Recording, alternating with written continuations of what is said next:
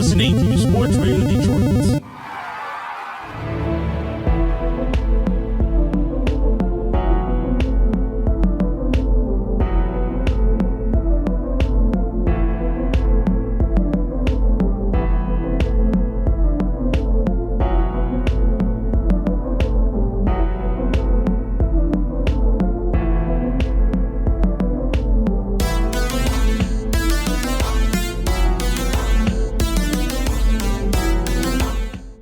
Welcome to Grave Discussions. I am one half of your terrifying host duo, Barnabas. And I am the other half, Samael. Welcome back to Grave Discussions. It's been a minute. It has. Our last show was our Halloween episode, which was a lot of fun. But then, Corona, we had to take a break. But of course, we had to come back for our last episode of the year. And which episode is this, Sam? This is episode number 98, and we call it 2020, the best of a bad year. Hasn't been all bad. There have been some good things. Objectively speaking, though, it's been kind of a dump. Oh yeah, for humanity, yes. For humanity. For humanity. For horror, not quite as bad. Horror has actually been, in my opinion, still kicking like pretty strong this year. Yeah, there's some good stuff here and there. Like if you're a horror fan, you know how to find it, and you're already gonna know the movies that we're talking about. Yeah, exactly. And we've got quite a few. Of course, this is our annual top 10 list of horror movies that came out in 2020. We each have our own list, and we're going to be talking about what movies ranked in that top 10 and why. And then we've got some other fun topics as well, just some little, tidbits here and there, little things, just to talk about some movies that maybe didn't make it into the top 10. Yeah. Just because there has been quite a lot of stuff that's come out this year. So I'm really looking forward to that. Looking forward to a lot of things, not just this year, but next year is, we got Halloween Kills. I think Antlers is finally going to come out. And we also have something coming out next year, and it is actually our first piece of news. Yeah, exactly. Before we get to that, I do want to give a quick shout out to Sports Radio Detroit, our gracious host network. We love them so much, and you can find them on Twitter, Instagram, and Facebook. Just look up Sports Radio Detroit, and then you can also visit sportsradiodetroit.com. That's Sports Radio Detroit, SRD, not Detroit Sports Radio. Exactly. And I don't know if you've been to the site recently, Sam, but they actually got a little bit of a makeover. Oh, did they? They did. And the site looks great. It runs pretty smooth. You can access Grave Discussions right from that little drop down in there. So really easy. And you can check out all our previous episodes if you haven't listened to any of them, or if you just want to re-listen to them. So let's get right into the news, guys. Obviously, there's been a lot of stuff coming out.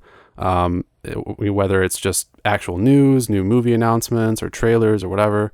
But there's also been a lot of video game announcements recently. So excited about this. And I'm so excited. If you know me at all, and if you know Sam at all, we both love The Evil Dead. So fucking much. And crazy enough, there is a Evil Dead co-op game coming out in 2021 where you're Ash and everyone else, and you face Kandarian demons. Oh yeah, it's going to be exciting. So we've kind of known about a new Evil Dead game coming out because there were those rumors that Bruce Campbell was going to be voicing Ash, not really doing live action, but voicing him at least in something. We did get him in Dead by Daylight, which is cool. But, I think a lot of people wanted Ash to have his own game again, and this is it. Kind of in the same style as Dead by Daylight or like Left 4 Dead. Yeah, it's like Left 4 Dead meets Friday the 13th. Yeah, because you get to play as one of at least 4 characters that we know of so far, and then you're going up against, it looked like waves of Deadites, but then this article also says that you can play as a Kandarian demon, which I don't know if it's going to be like just some generic creature or if it's going to be like another character like Henrietta or something. It's probably going to be like that Resident Evil Resistance game where you're like the head demon and you decide like what kind of deadites to send out, where to send them out from. Like you're like the fucking game master of the evil side. Yeah, that's interesting because I was actually kind of likening it to like Gears of War Horde mode. in the car, which I don't know if you've played it, but you basically just fight against waves of enemies. But I'm thinking it's going to be something maybe like that, plus you play as like this head honcho demon or whatever all in the midst of it all. So we'll see. There's going to be more details coming out, but it's still a really cool idea. And even though a lot of people want like a narrative game, I'd like that too. But you know what? Gaming nowadays is really focused on multiplayer, focused on like DLC and stuff like that. This is not only the perfect opportunity, but it's just going to be a fun game, which I think is what the Evil Dead is all about. So I agree, because like with these like story-based games, like you go in, you play the story once, and then you're like, all right, I'll go revisit this game in like a year. And games like Dead by Daylight and Friday the 13th, there's always people playing them constantly, and they're not story-based. So yeah, so I think I like that idea better. It'd be one thing if it was like some expansive like Red Dead Redemption type game or something, but I don't think that would work anyway. So this is pretty cool. So far they've announced Ash, obviously, Kelly from the Ash vs. Evil Dead series, King Arthur from Army of Darkness, and then Scotty from the original Evil Dead as playable characters, and then nothing about the Kandarian demon yet. But what do you think about those characters real quick? I don't know. I'd like what's his name? Pablo. Yeah. Pablo would be cool. King Arthur, that's wild, but I love that. I just want to like chop some Deadites' heads off with his sword. The only thing that's gonna be like kind of sucky is like when you get online, everyone's gonna like crowd over Ash. Yeah. Everyone's gonna want to play Ash, so I think like they should make like different Ashes, like different skins, so you can all be him. Like you can be Ash from the first one, the second one, the one from Army of Darkness, or the one from like the series. Yeah, and that would be cool. I'd also like to see Evil Ash as like one of the demon characters that you can play. That would be cool. Or like one of you guys can get possessed. Yeah. That would be cool, because like why not? Because possessed Ash and Evil Ash are like kind of different characters anyway. So yeah, that would be cool. I agree. So I think there's a lot of really cool stuff going on with this game. I'm excited for it either way as an Evil Dead fan. I'm not really like torn up about what kind of game it is, to be honest.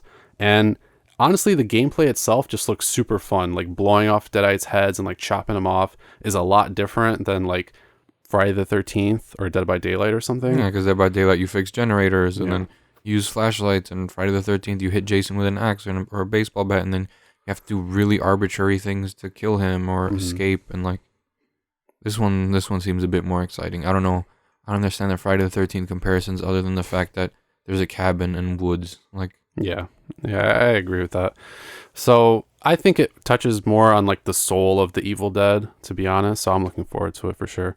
There's no release date yet, but it's going to be coming out on PC, PS5, PS4, Xbox Series, Xbox One, and Nintendo Switch at some point. Hopefully like next year. Let's hope it's out by May, because they did say 2021. Yeah, I hope so.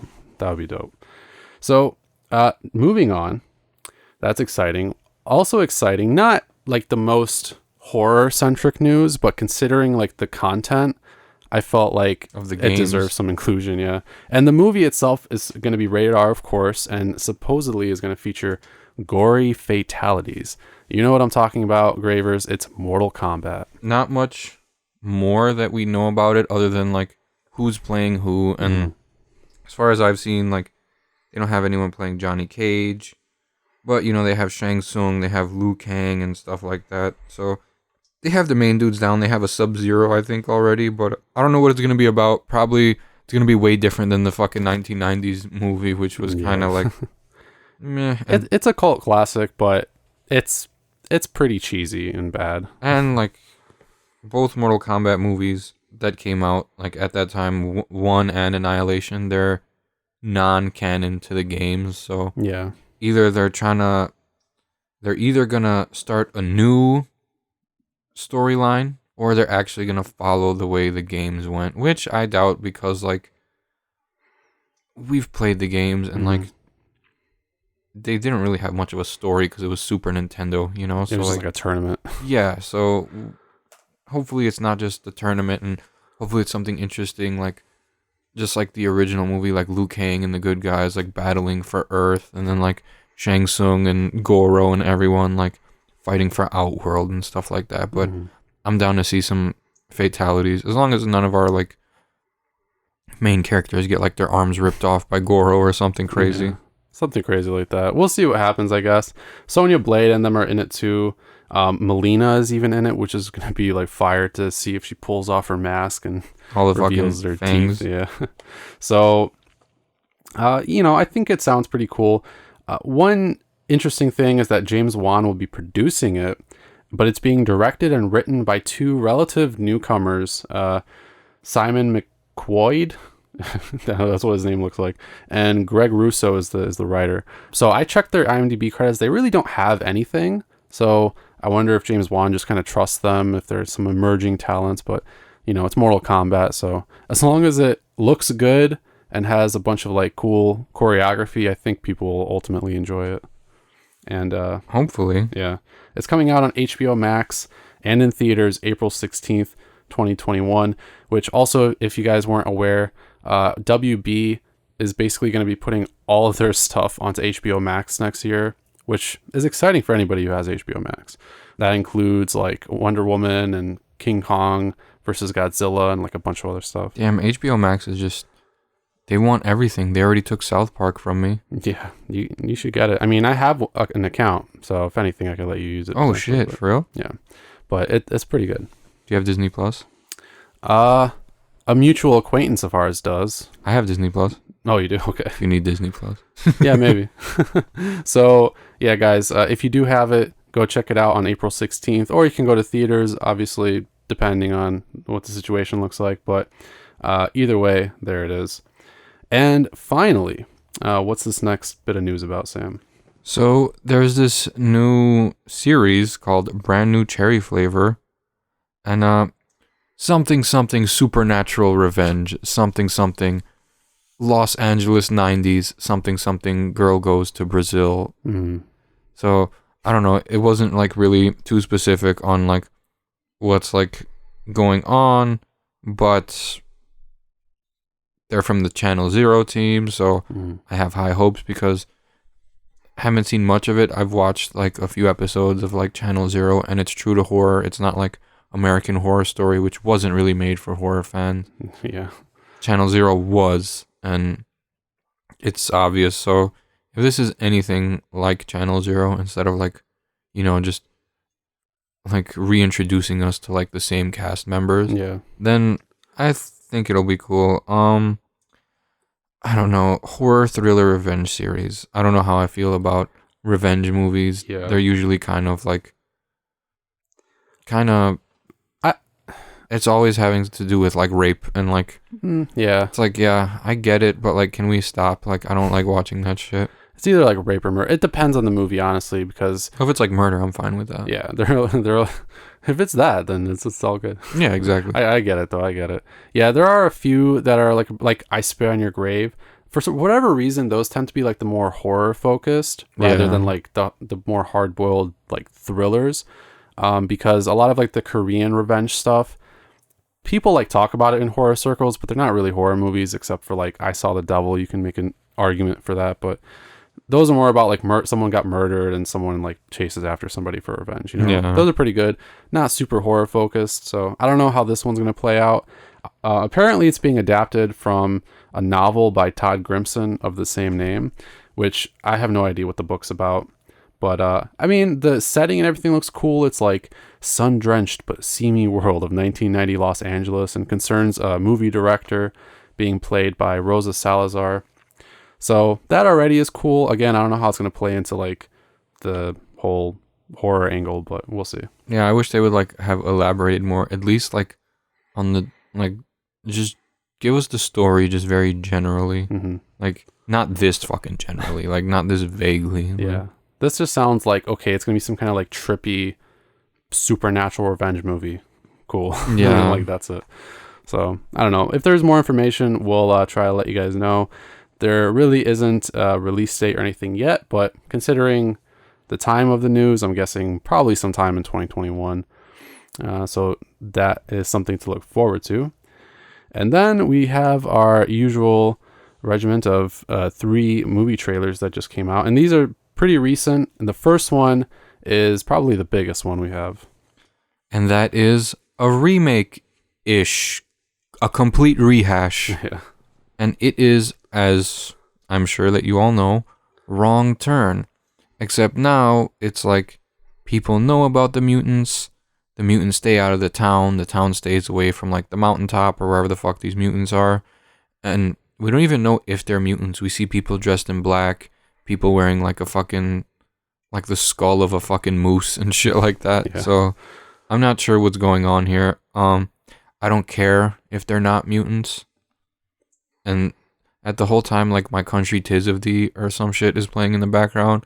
And then the people in the fucking town are talking about they're trying to start their own nation, this and that. And it's like, okay. Imagine a whole nation of fucking mutants. That would be not that much different than it is Yeah, it nowadays. probably wouldn't be. It's the same thing as with all the fucking hillbillies here. I mean, yeah, With but their fucking yee trucks and Confederate flags. if we offend somebody, then we don't really care, unfortunately. But, Yeah, fuck you. but yeah, not that much different. But I mean, obviously, Wrong Turn, the original series, had the whole cleft palate guy, and Yeah. I forget the other characters. Honestly, he was like the main one. But they were cool. They had their moment in the sun. But yeah, I don't really mind either, to be honest. I think they're going to be some kind of like fucking crazy backwoods person type of thing. Most likely they are some kind of inbred, person or whatever. But I think the movie itself actually looks pretty decent. Yeah, it seems to be more of like a reimagining, because I actually remember them talking about this like foundation or whatever sometime in the past when we did the news. I think we actually even discussed it. But I think even then it was like being marketed more as like Wrong Turn, whatever, 7. Yeah. or however many movies there are. But this is like Wrong Turn. So it's one of those, we're going to call it the same thing, and it's going to be more of like like you said, like a rehashing almost. Exactly. But the cinematography and stuff looks pretty cool. Looks really good, yeah. We didn't really see the killers, but like we see that there are like traps in the woods and, things like that. So I think it's at least going to be exciting. Is it going to be like great? I don't know. I don't think it's going to be like a super conventional slasher is the thing. No, it doesn't look like it. It looks like there's like some mystery behind it. And I swear to God, if the mystery is like the townspeople and the fucking mountain people are the same people. Oh, that would suck. You ever think about that one? Yeah, like the town people are protecting them because of whatever. Like they're all relatives or some crazy shit like that. Yeah, and it's going to be in theaters January 26th for one night. Yeah, that's all the article says. I don't really get the deal behind that, but one night only. Buy your tickets in advance, and then I guess you can go and see it. Kind of weird. Like either just release it or just release it digitally or something. I don't know, whatever. But or just give us the Blu-ray. Yeah, or that. But then, like, I guess there's like a weird stigma in like, every community about straight to like physical copy releases. Yeah, because like a lot of like the fucking shitty 80s horror movies were like straight to video. Mm-hmm. Like I guess that stigma of straight to video like never went away. Oh yeah, it definitely still exists. But now it's not even as much straight to video. It's just like straight to streaming, straight to on streaming. Like Tubi or something. That's yeah, like the worst you can get. So I don't think this is going to be that bad at all. I would love to have it on physical, but got to give them their chance to make their ticket money, I guess. Of course. So that's January 26th. And this next one, I'm actually quite a bit more excited about, to be honest. It looks bonkers. It really does. This one's called The Queen of Black Magic, coming out January 28th on Shudder. And this is yet again an Indonesian horror film. From the writer, actually, Joko Anwar of Impetigore that came out this year, and also Satan's Slaves, the remake that's on Shudder, which were both great. I don't know if you saw those. I personally enjoyed them, and we've seen a bunch of Indonesian horror that's coming out recently, and honestly, it's pretty fire. So this one looks super good. As long as it's not Bollywood horror, then I'm down with it. No. This one actually looks like really vicious and like visceral, and even the story itself is pretty cool. Kind of like typical of the Indonesian stuff coming out nowadays, but it concerns this orphanage, and this family goes there to I think commemorate somebody that passed away. Is it that the dad knew or something like that? I thought like weren't they like all I don't know, like if I remember, like weren't they all like orphans living in a house, and like the guy that was in there that was dying was their like quote-unquote father or something. Yeah, here we go. It says, family travels to the distant rural orphanage where the father was raised to pay their respects to the facility's gravely ill director, and then some supernatural shit happens. In the trailer, it seems like their father was raised at the place? Yeah. Okay, I thought they were raised there by the guy that was ill. No, but I think that the father meets up with like his friend that was also raised there, and etc. So, it's a normal enough story, but it actually looks great. In that really case, it really is how you execute it. And I'm pretty geeked about the straight to Shudder.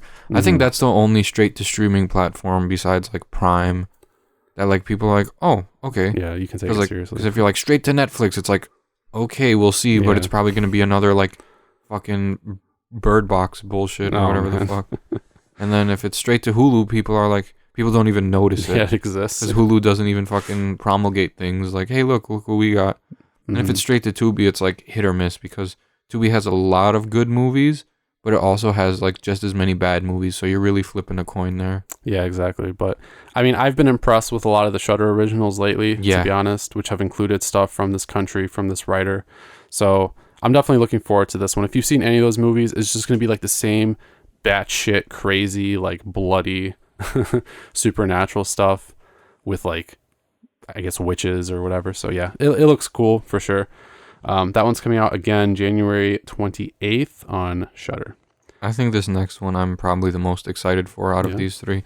I would say this one, and then Wrong Turn, and then the Queen of Black Magic, because like, I don't know, I like when there's like this one, Satyr, it's called, by the way, guys. Satyr, Sator, which is basically like a goat man or something, or like a minotaur. I don't know, fucking.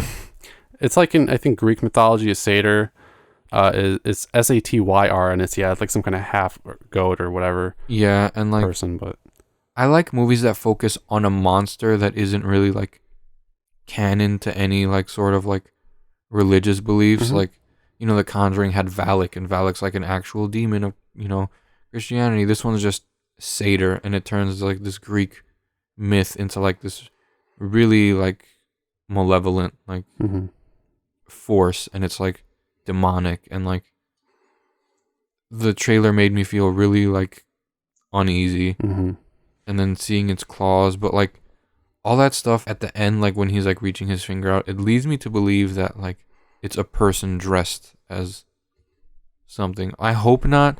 I hope it's an actual monster, because swear to God, if it's one of these people are the real monsters, man, movies, I'm gonna fucking be pissed. That's gonna be unfortunate. At least it's showing something, unlike It Comes at Night or whatever, where nothing. I mean, it wasn't like a terrible movie, but not a lot really happened. Like, it didn't satisfy. I was surprised it had such good ratings, because like all the critics were like, "Wow, so good." And you see like the Amazon ratings, and people give it like 1.5 stars out of 5. Yeah. Sometimes critics are just like so far up their own asses, like they're like, wow, this movie's artsy and it speaks to me. It's like, dude, like I don't think non-horror fans should watch a movie and like talk about like, look how good this is, because like most critics aren't like big time horror fans. They're just like some assholes who write articles like about every movie that they see and like psychoanalyze everything and like put out too many like opinion pieces. And it's like, I don't know, I think we should have more horror fans judging horror, like, or at least knowledgeable ones. Not, I like the Hereditary to make no sense. Like, not those people. Yeah, no, not them. That's why you should listen to us, guys. Just keep listening to us. Yeah, I mean, when have we let you down? Seriously. And don't comment on that. Watch Final Exam. Watch Final Exam. All right, so in one case, but other than that, I think we've been pretty consistent. Final Exam is the best movie ever. Oh my God. I'm never going to let that go. Anyway, interestingly enough about not Final Exam, about Satyr, I don't know if you actually read this part of the article, but I think you're going to be pleasantly surprised, hopefully, because it says the director, Jordan Graham, actually says that the film is quite personal to him because it delves into his own family's history with mental illness surrounding a supernatural entity. Oh, shit. And uses home video footage to create an interwoven piece between documentary and fiction. Obviously, the trailer makes it look like it's fiction.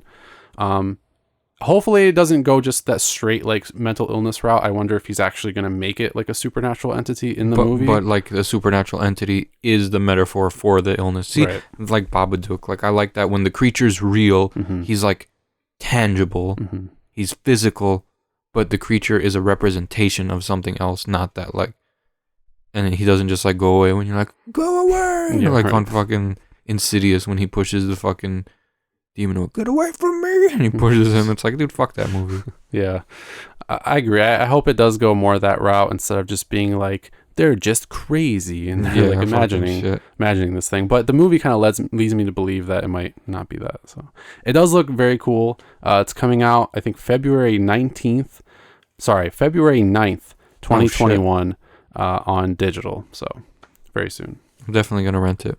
Oh, yes. Yeah, that one looks quite good. So, guys, that's going to do it for all the news on this episode. We hope you learned some stuff. And we're actually going to take a short break now because once we come back, we want to give you guys an uninterrupted 2020, year in review and give you our top 10 lists. So stick around. We're going to plug some more SRD shows, and then we'll be right back. All right, Fred, so the people at Sports Radio Detroit want us to cut a promo for Parsons and Slow. Want them to cut me a check for Parsons and Slow. Well, I've Googled some keywords, and I'm going to put them here in a promo. So here it goes. Ready, Fred? Yeah, analytics away. Parsons and Slow. We have the content consumers crave. Listen to us on iTunes, Spotify, anywhere else that podcasts are available, or we'll kill you. We won't really kill you. Just listen to our podcast, brand new, every Friday on Sports Radio Detroit. Okay, I'm ready to do the promo. Oh, that was it. Do you love pop culture? Discussions about pop culture? Ranking and rating treasured pieces of that shared culture against each other? I do think Flea's a good bass player. He does what he does very well. And like I said, he's like a rock star, He's eccentric. And what is so funny? I just didn't know he talked so long about Flea. I didn't know anybody had so many feelings. I do. So many I got feelings. feelings. Yeah. Music, movies, television, food, sports, pro wrestling. We are the determination of what is over or underrated across all fields of greater cultural consumption. Subscribe and review on Apple Podcasts and Podbean, or visit us at sportsradiodetroit.com.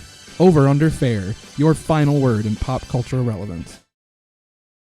Welcome back, Ravers.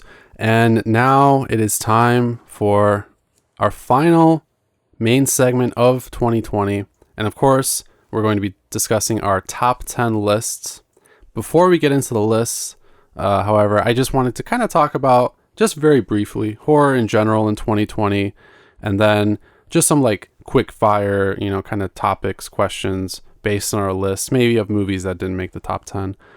Just so we talk about, a couple more things, but just sort of I just want to know your general kind of thoughts on horror, this year that came out, and if you saw any like trends, if you like them or not, that kind of thing. I don't really see too many trends. There was a shit ton of like even random ones that I just scrolled past on like Prime that like barely didn't even have any ratings because they were so obscure. Yeah. There's a lot of supernatural movies coming out, but they're trying to take away from that whole The Conjuring, Insidious, Paranormal Activity feel, and go toward a more like dark, atmospheric, foreboding type of like horror movie.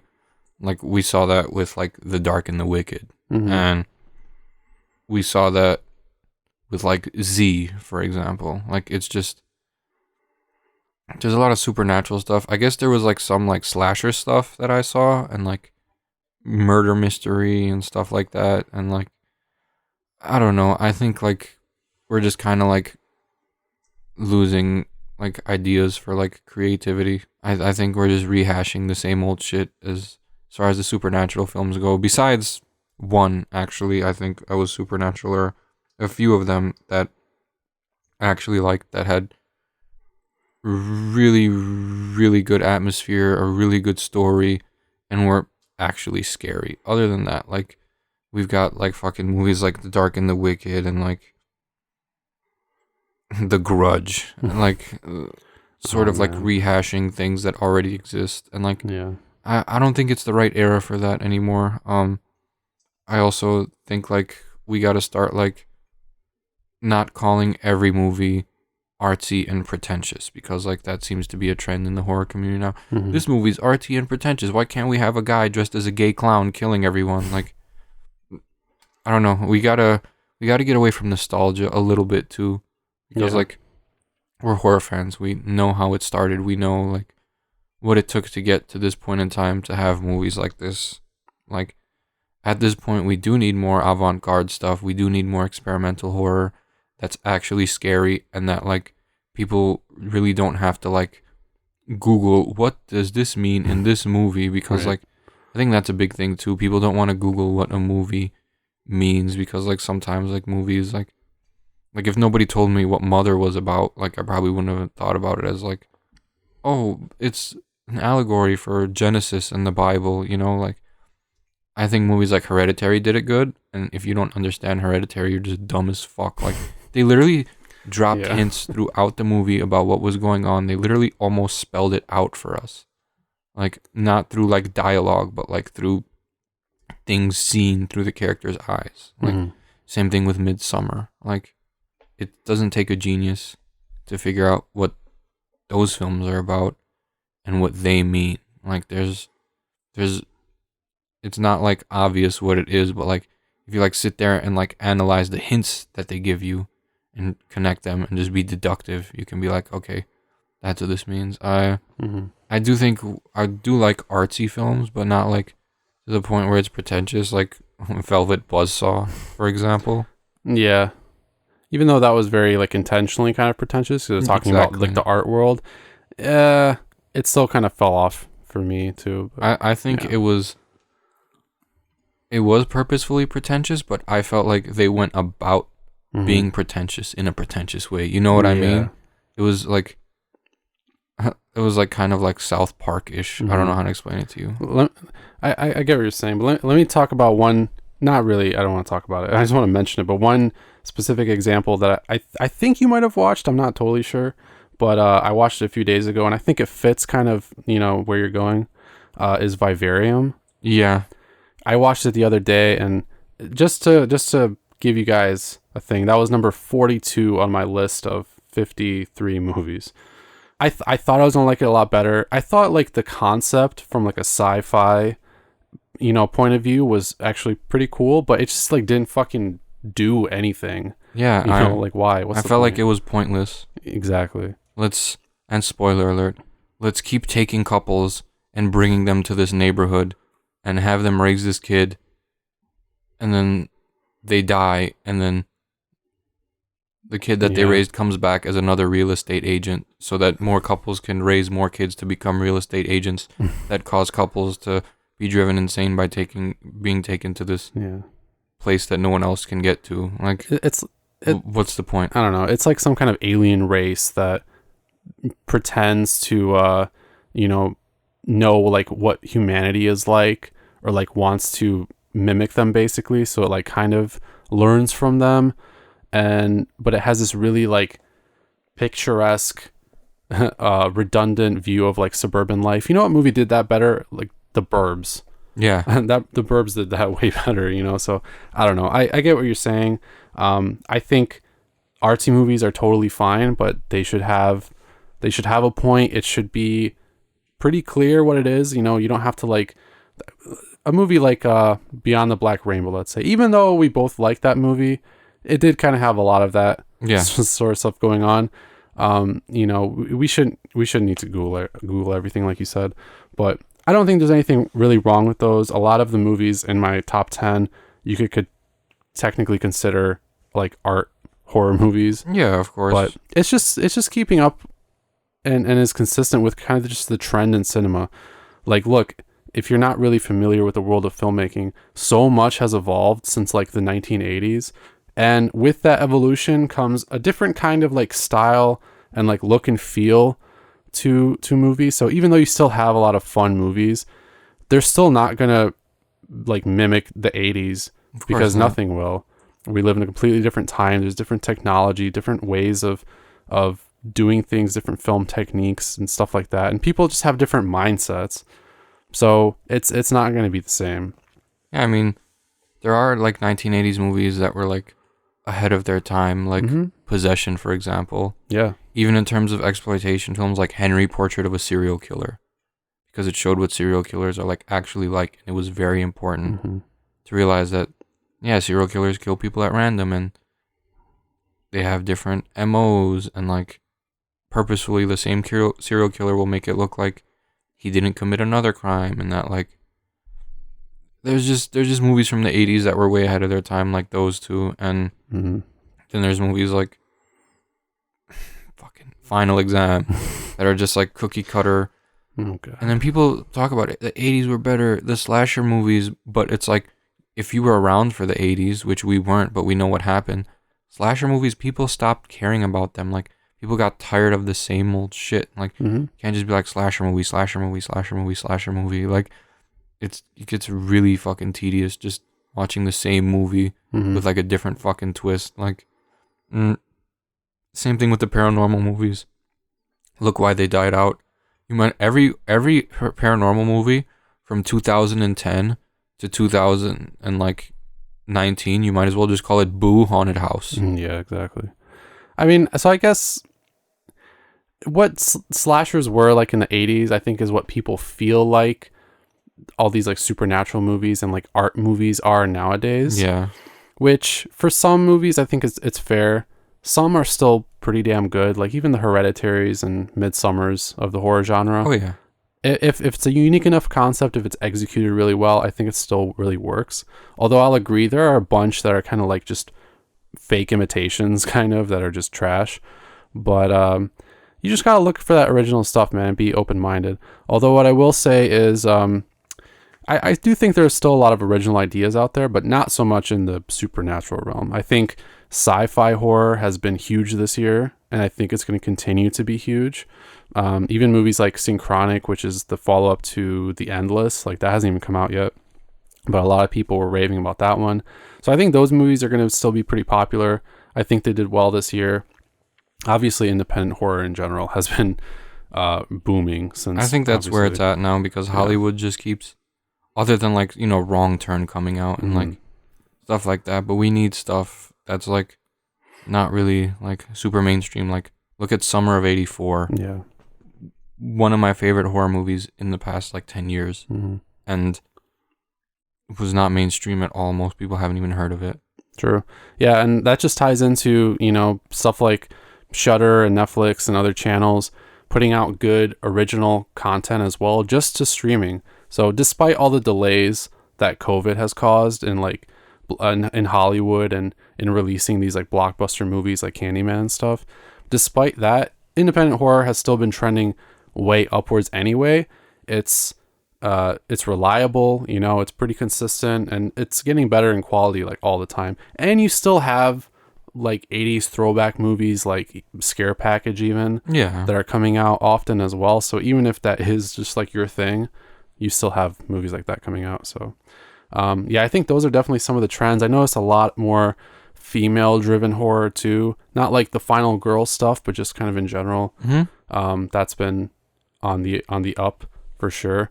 Yeah, those are some of my kind of like main takeaways. I still think horror is really strong. It is. So it would have been stronger if some movies were allowed to be released this year. Yeah, like, I agree. I have a feeling that Antlers would have like blew a lot of the movies this year out of the water. I'm still looking forward to it. Unfortunately, I think it was even bumped from its originally planned like February or something release. So I don't know when it's coming out, but I agree. It is sad. I mean, I still would have liked to have seen even like Candyman and stuff. You know, I think that would have been good, but I think so. We'll just have to wait and see. So that's just kind of our general thoughts. I had a couple like quick questions as well. First of all, what would you say was maybe like your biggest disappointment and your biggest surprise, but nothing that's in your top 10? Biggest disappointment was definitely The Grudge. Yeah. Because like we went to that, was it like me, you, Conrad, and then was Cody with us? I don't think so. I know Conrad was with us, and I think Mugbin was with us. I forget most And things. I remember literally all of us, as soon as we like got up and walked down the steps and started leaving, and like we were in like the hallway, we were like, that fucking sucked. Yeah. That was my biggest disappointment. And your biggest like pleasant surprise? Not in your top 10. Not my top 10? Yep. I was surprised, and it's not, I don't necessarily like love this movie. My biggest surprise was Castle Freak, because it was completely different than the original. Because the original, it's like, haha, a monster living in the castle. And this one, it was like, this is the granddaughter of so-and-so, and we're using it to open this portal to release fucking Cthulhu and Shub-Niggurath. Like, you know, like Yog-Sothoth. Yeah. Or something, yeah. Like, it was the granddaughter of Yog-Sothoth. Like, and it was actually, like, Lovecraftian. Yeah. It wasn't just, like, monster in the castle. But, like, the thing that kind of, like, threw me off about the movie is, like, how the whole movie was just sex, Yeah. sex. I know. It was weird. I'm like, the original was not like that at all. No. And I don't even think it really, like, really fit with this one. Like, in the original, the Castle Freak is understandably like horny as fuck because he's, you know, been like chained and beaten and stuck in a dungeon, Yeah. you know, in a castle or whatever. Understandable, but like this movie just had so much of it. I didn't get it, but Yeah, I was surprised though at the lore. Like, yeah. they had a lot of Lovecraftian actual lore in there. Mm-hmm. It wasn't like the old one. It's like, well, dad sacrifices himself to kill the monster. Like, Yeah. monster living in the walls of a castle with his family in it. I think the actual like thinking that went into the movie was good, Yeah. but I wasn't like super impressed with just the production quality and yeah, all the sex, just like the pacing and stuff. Yeah, it felt weird. Wasn't great, but I think And the dude shooting up heroin in the castle. yeah, and then the guy that was just called the Professor. I'm like, okay, dude. Yeah. So there was quite a bit to it that I wasn't that pleased with, but I think the general like kind of idea behind it was cool. So all right, my biggest disappointment actually probably had to be The Pale Door, which Pale Door. I don't know if you've seen it. That was that one that was supposed to be like kind of From Dusk Till Dawn-ish, but with witches and like a Western. So I was like really excited about the idea of it, and then I watched it and it was like just okay. Like the suits and everything and that very basic like, okay, they go to like this bar in the middle of nowhere to hide out because they're like some thieves or something in like the Old West, and they have to like find shelter, and they get taken in by this like coven or something. So once all the witches came out, like it was cool, but the actual story was kind of trash, and the production quality was probably better than Castle Freak, maybe like just barely, but it wasn't all that great. So Biggest surprise? my biggest surprise, kind of a difficult one, but I might have to say it's like a tie between The Host, which I thought was great for what it was, and The Beach House. The Beach House. I saw the thing for that one. I didn't actually watch it. I think it's also on Shudder, but I was pleasantly surprised by that one because I didn't think it was going to be that great, but I actually really enjoyed it quite a bit. It's kind of Lovecraftian in a sense, and I almost thought it even kind of resembled like Color Out of Space, but just sort of way more toned down. But it was cool. Like I thought the atmosphere was good, like the tension was super good, and then once it started getting into that more like kind of trippier cosmic stuff, I actually thought they pulled that part off really, really well because it wasn't like super in your face, but it was more like kind of like conceptualized, like kind of cosmic. You gotta give me shit, you know. You gotta give me like a good list of like 2020 films. Yeah. 'Cause, like I still have a lot to check out. You can look at my top list once we say it, because I do have a bunch of pretty good stuff on here. So yeah, those are probably mine. All right, I'm gonna skip over these next two questions I had, I think, just because we want to, you know, not go super long. What are your bottom three films, and then our honorable mentions? So let's start with your last three films. My last three films are The Grudge, Yep. Fantasy Island, and Run. Okay.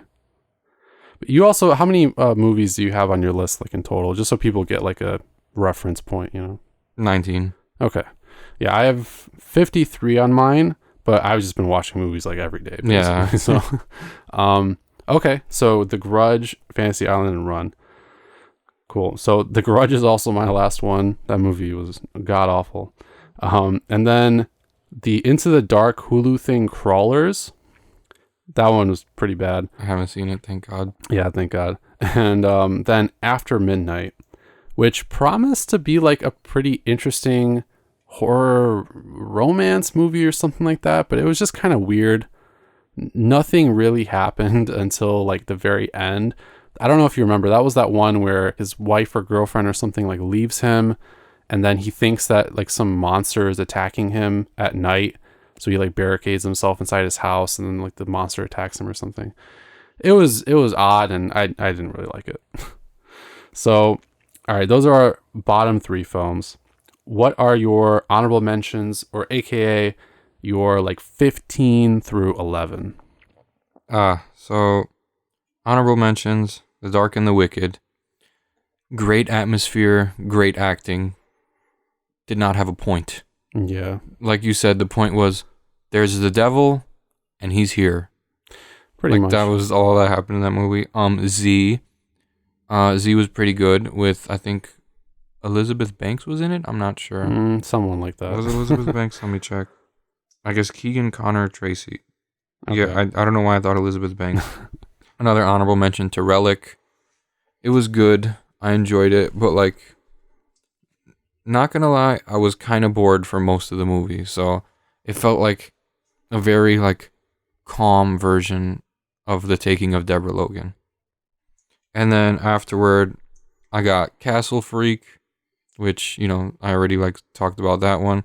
And after that was Scare Package. Okay. Nice. I enjoyed Scared Package for the most part. I liked like the first story, and then the Joe Bob story were good. Some of the middle segments were like not that great though, I thought. So. All right, nice honorable mentions. Good. Mine are, so at 15 I have VFW. I saw that one, like, not watched it, but I saw like I've heard a lot of people talking about it. I was actually pleasantly surprised by that one. It's by the same guy who did Bliss. My friend Chaz from Dead by Daylight, he's actually really good friends with the guy who made these movies. Oh, nice. Joe Bagos. Yeah, and my buddy Chaz was actually supposed to be in Terrifier. Oh. Yeah. Okay. Nice. So yeah, you gotta give me his contact info, but VFW is cool. It's very similar. It's kind of got that really grainy kind of film look to it. It's very like bloody and violent. Basically, it's about a group of veterans who have to barricade up their bar because they're protecting some girl who stole a bunch of drugs from some like junkies. What the fuck? Yeah, it's pretty cool. So there's a lot of like improvised weapons, kind of like From Dusk Till Dawn / Assault on Precinct 13. It was pretty cool. Honestly, I was really surprised by how much I enjoyed it. It's got the dude from Don't Breathe in there. It's got. I'm guessing he's one of the veterans. Yeah, he's like the main guy. It's got Frost from Dusk Till Dawn in there. William Sadler, a bunch of other great actors. So that one was cool. The next one I probably would have rated higher, but I feel like this one is probably like the least horror on this list. But it's The Vast of Night, which was that Amazon exclusive, basically about one night in some like little rural town where aliens are supposedly visiting, and people like call in and talk about all kind of creepy stuff on this local radio station, and it kind of chronicles that. So honestly, that one was really good. I thought it had like a great atmosphere and like vibe to it, especially with the old timey radio stuff, because it was set in like the 50s, I think. You remember the name of that one movie that was supposed to come out with the knight and the monster? It was like, yeah, this coming out in like summer next year, I think. It's still not out? No, I know what you're talking about. I think there's like the Green Knight or something like that. Something. Yeah. No, unfortunately, that was not out yet. But yeah, The Vast of Night, I thought was pretty good. That's my number 14. 13 is The Beach House, which I talked about. 12, probably wouldn't make a lot of people's top 15s, but you know me, and you know that I love vampires and monsters and old school vampire monsters and whatnot. So my number 12 is Blood Vessel, okay, which came out on Shudder, and this one's kind of like not like goofy, but it's about this group of like soldiers. It's set during World War II, and it's on a Nazi boat where they discover like this old vampire and his bride who are stowed away on the boat, so they have to like fight it off. Honestly, it's really cool. It's super dark. The vampire like makeup looks really sweet. So I think you'd probably like it too, honestly.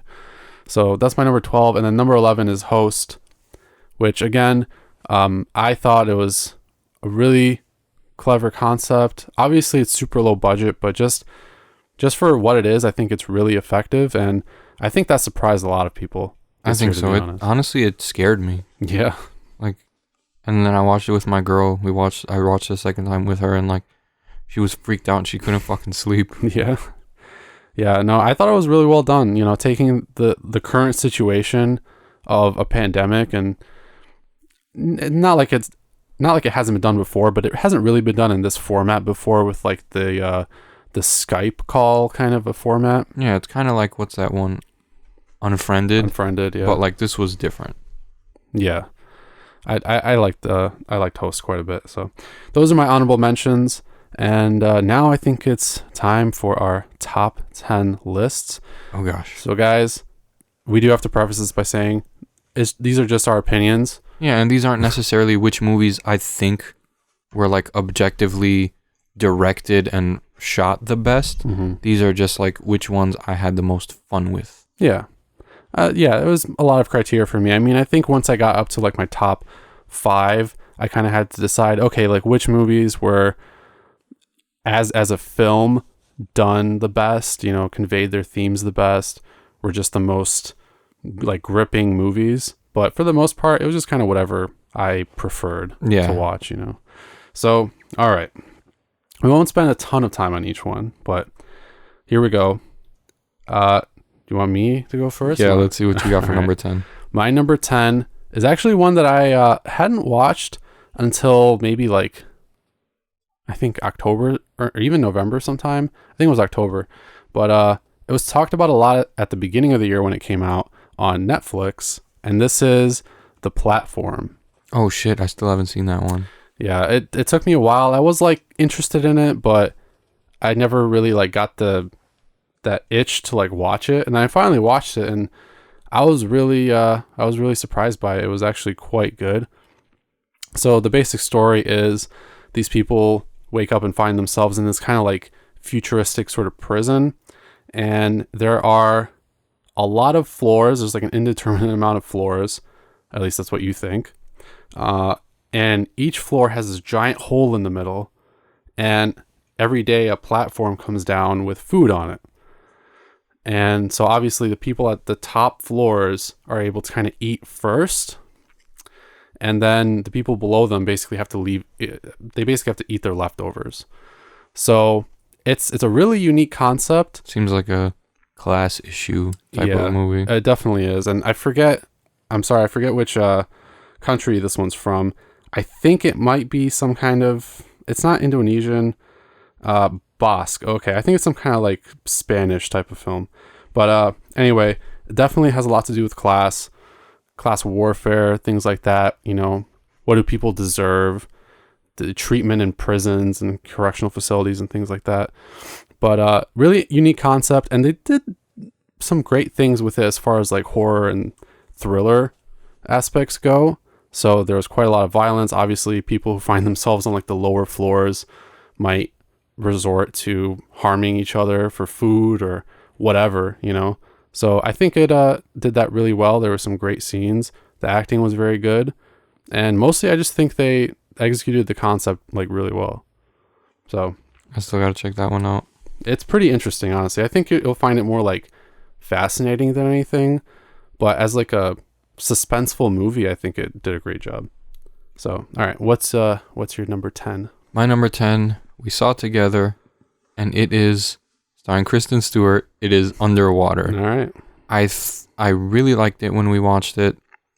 It was really enjoyable, and Kristen Stewart was great, not her usual self. Yeah. And that kind of shocked me, but I had a feeling she wouldn't have that shit-eating look on her face like she always does. I like the monsters.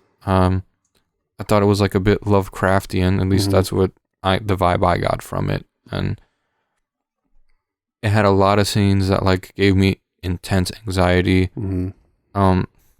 Like that TJ Miller was in it. He was fucking hilarious. Gotta have some comic relief. Yeah. And overall, like a really, really enjoyable movie with an ending that honestly, we shouldn't have gone any other way. Like I was sad, kind of. I didn't expect to be sad, considering, you know. But I don't know. I thought it was done really well. And I kind of don't understand the hate this movie gets. Yeah, it's not supposed to be like some crazy serious, incredible horror movie. This is a popcorn blockbuster flick through and through, you know. Obviously, it's not like Jaws. And I don't know if it's going to ever get to that level, but I think this one's going to be popular like some years down the line, you know, and I agree. I think it doesn't deserve all the hate because it's an entertaining film. Like the scenes where they're all down on the ocean floor, like in pitch black darkness, like those are pretty damn good, you know, like really suspenseful, tense scenes. The monsters are cool. I didn't even mind really that the monsters were just all like CGI. Yeah, I didn't care at all. You know, because I think they need it to be, considering the amount of them anyway. But the actual horror scenes were good too. You know, they were plenty suspenseful. There was even a descent like sort of reveal when they first show him with the camera. Like I thought that was great. And obviously the ending was probably like one of my favorite endings of the year. Yeah, honestly, I think it was done well, and I won't understand people that hate it just because of Kristen Stewart. It's the same people that hated Robert Pattinson for The Lighthouse. Yeah, I don't get it. It's like you can't just judge them based on one movie or one, you know, franchise of movies. Like it's not really fair because they've grown a lot as actors. They can obviously portray like a variety of different characters. So yeah, so I liked it a lot too. All right, so that's your number 10. Yes, sir. Number 9 now. My number 9 is The Mortuary Collection. Oh, yeah. There were some other films that I liked better, obviously, but I thought this one was really impressive. You know, probably one of the better horror anthologies that I've seen recently, because I can say at least like pretty much all of the stories were all at least pretty good. You know, some were certainly better than others. I think as the movie progressed, the stories actually got better. Yeah, the first two were... The first one with the mirror was kind of weird. And then the one with the pregnancy was kind of... But then after that, like, I started enjoying it a lot more. Yeah. I mean, not to say that they were, like, bad, though. Because they were... Especially with the whole thing of, like, how to tell a story and, like, tropes and things like that woven into the surrounding tale. I think that was really clever. So it made those stories make more sense. You know what I mean? Like some anthologies just have bad stories. Oh yeah. And you can easily pick those out, and then you're like, I don't want to watch it because I don't want to watch those segments. But this one I could definitely watch from beginning to end, pretty much any time. Clancy Brown was a great, creepy old mortician dude. They should get him, like, if they ever do like a Phantasm sequel, Absolutely. He should be the tall man. Yeah, absolutely. I think we mentioned that in our last episode, but I mean, we should make like a fucking petition for it if they ever do a Phantasm remake. He's the guy, man. Yeah, he pulls it off really well. So, and just the general sort of like, you know, small, dreamy town kind of vibe to everything, to the world, I think was really good. And that sucked me in like right from the beginning. So, you know, it's a movie that I didn't have to like stay on my phone for or anything. It was just a good horror anthology. I agree. Yeah. What's your number 9?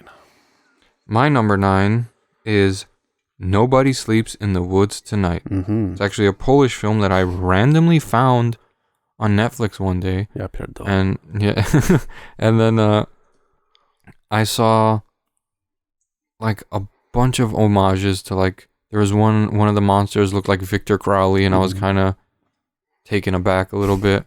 It had a wrong turn kill where one of them split someone in half, just like in Wrong Turn.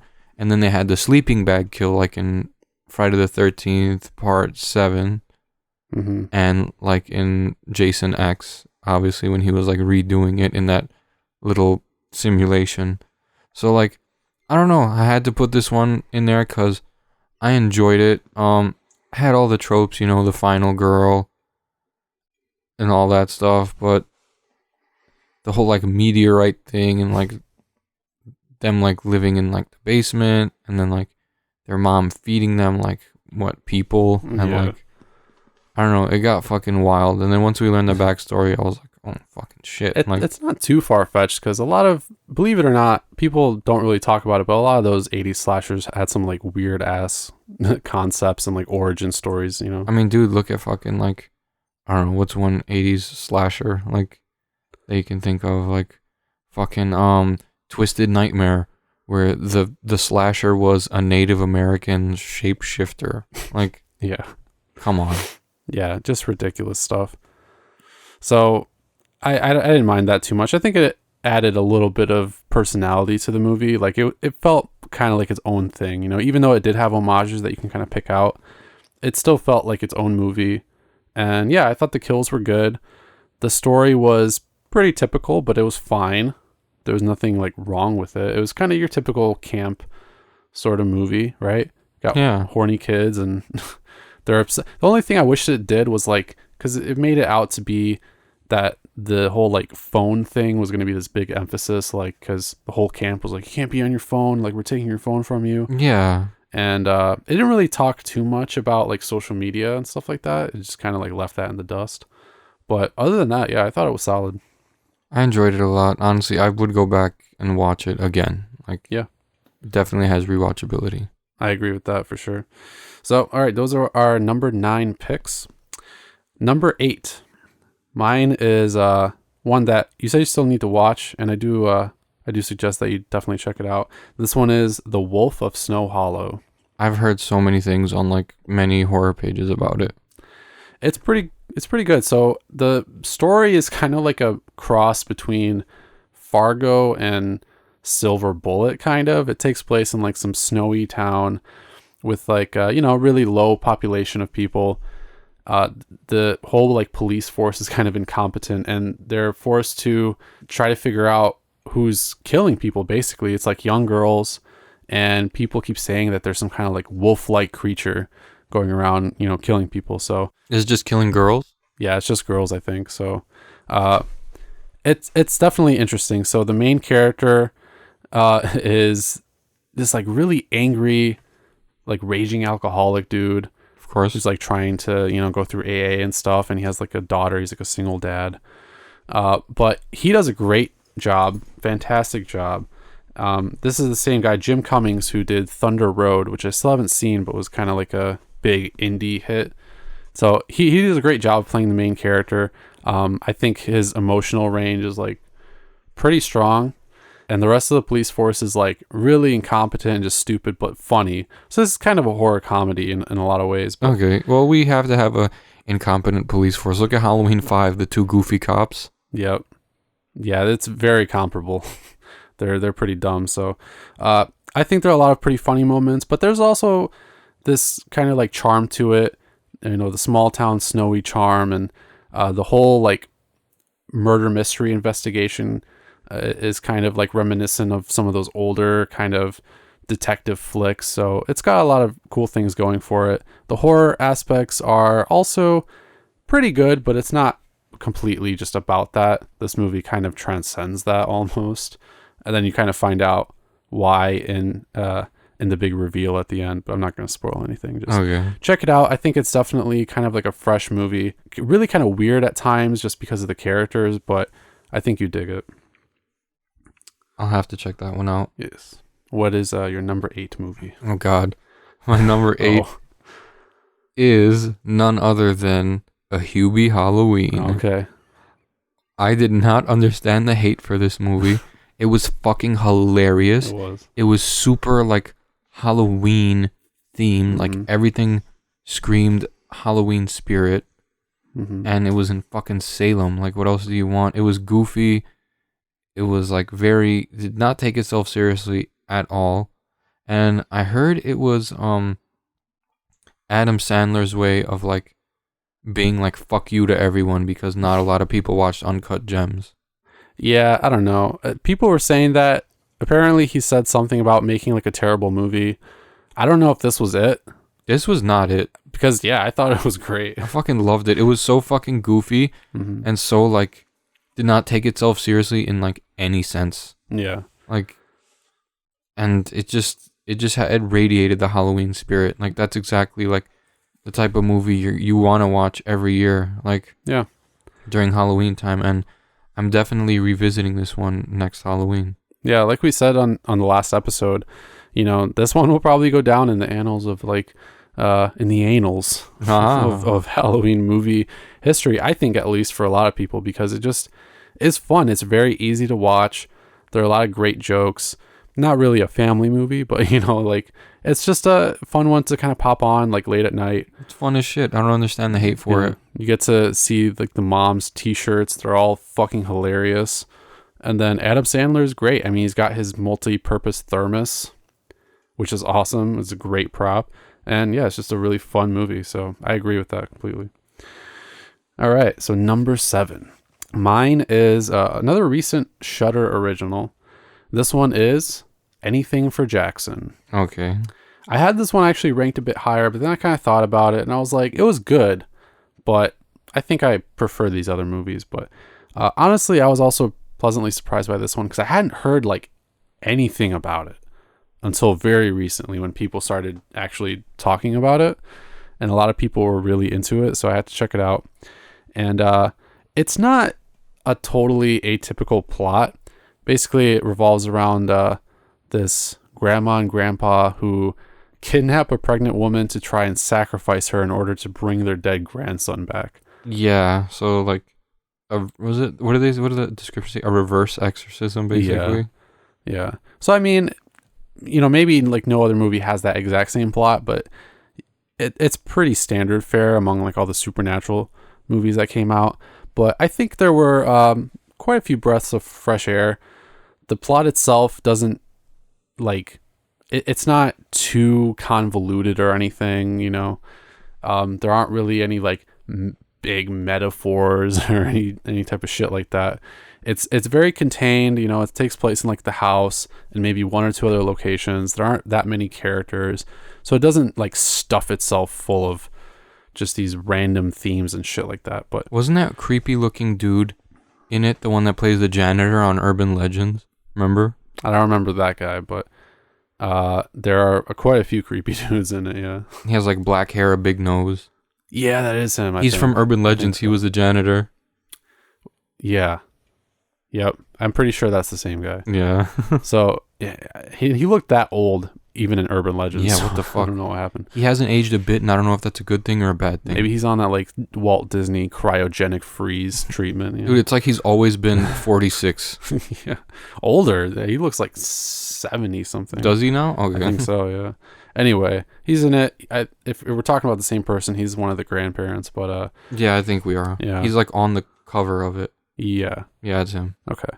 So he did a great job, honestly. Like all the principal cast members did a great job, and the story was okay, but really the big thing about this movie is that I think it actually nailed like a lot of the horror aspects like really quite well, because once they perform like the ritual, they start seeing all these like ghosts and shit like that. So if you saw that flossing lady in like the trailer or anywhere else, that actually freaked me out. There are a bunch of other like really good ghosts, and they were all done up with practical effects and looked great. And a lot of them were actually pretty like unnerving and creepy. So I think that movie nailed the atmosphere for sure. I will say it kind of fell off a little bit toward the end because it introduced like another character and kind of like a subplot that became the main plot kind of thing. And it wasn't like the best. And the ending still left some stuff to be desired. But in general, I thought the movie was effective.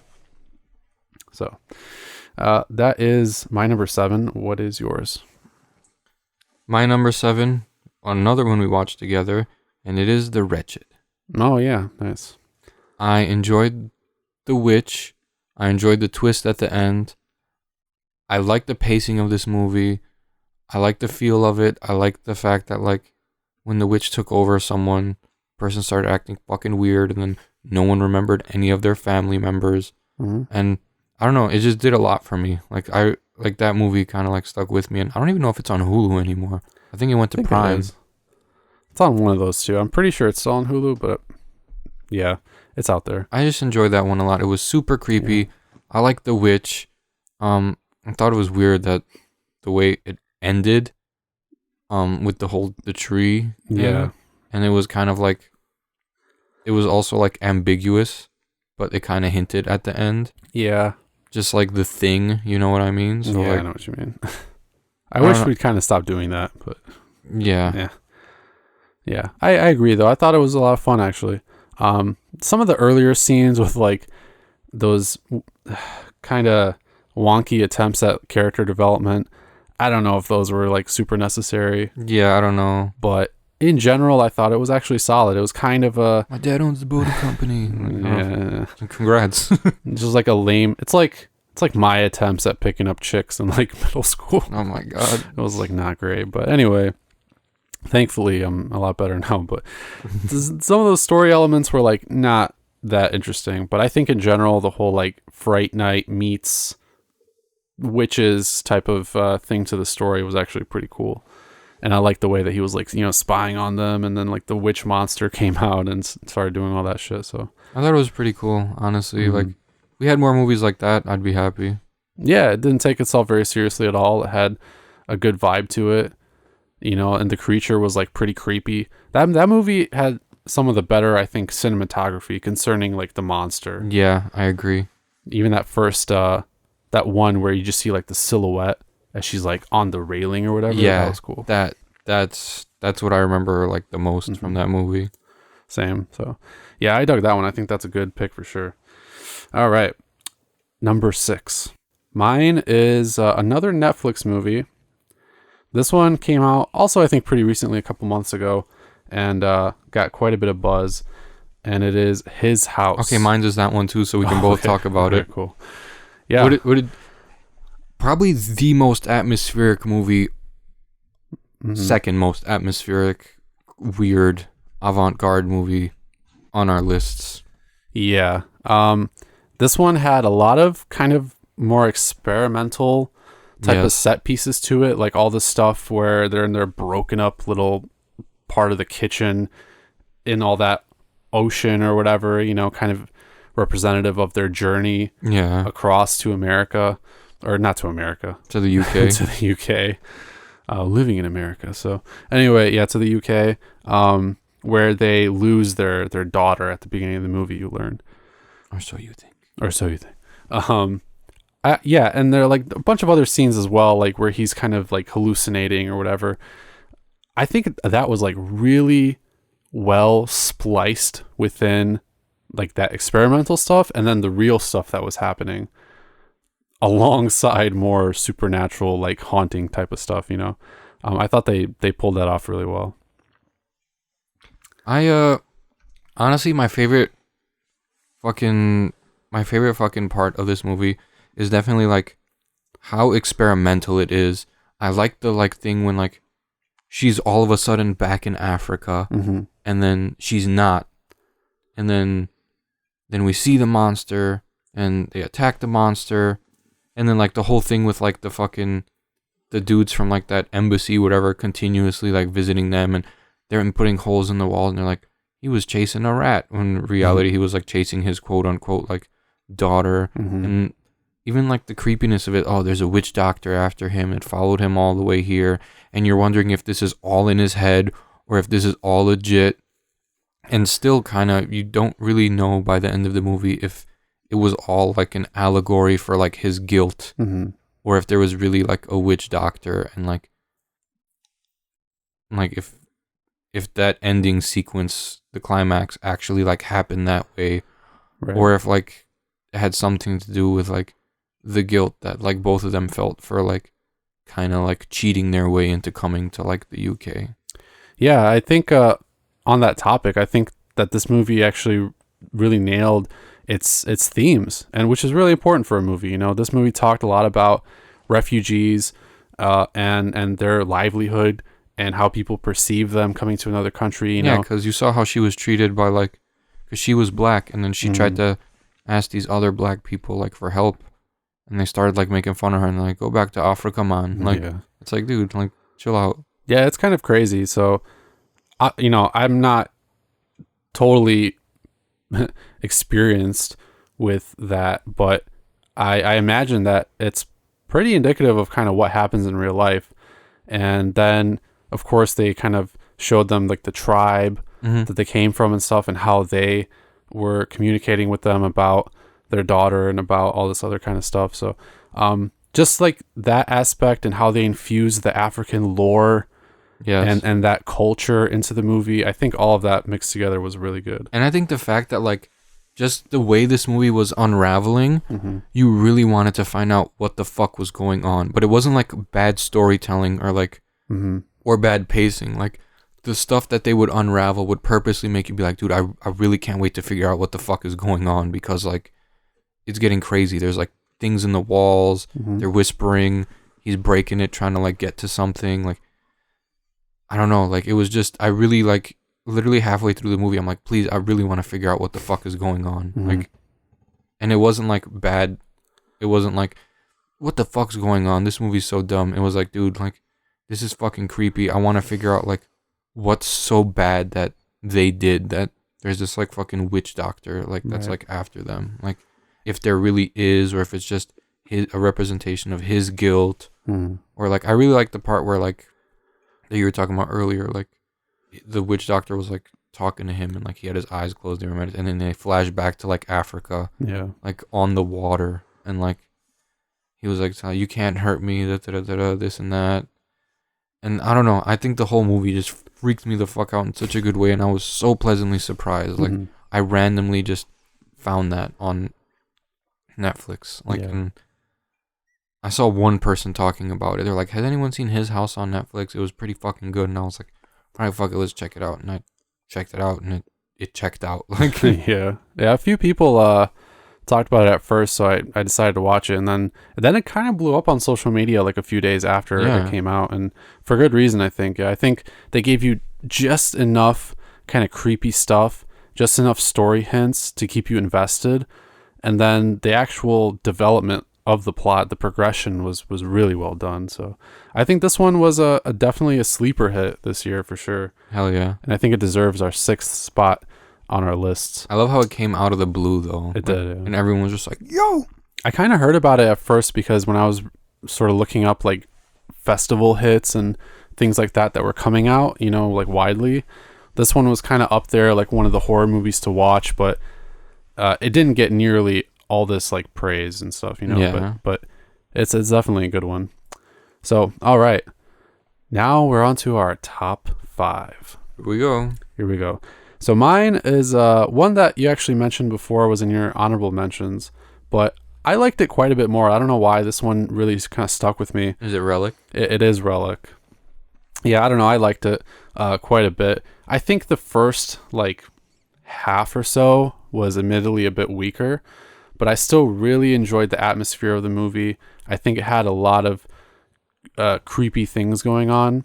And then toward the end, I actually really loved... The ending was really good. I really loved that whole last sequence because it made me feel like claustrophobic and gave me like a shit ton of anxiety. And yeah, I don't know. It just really worked for me.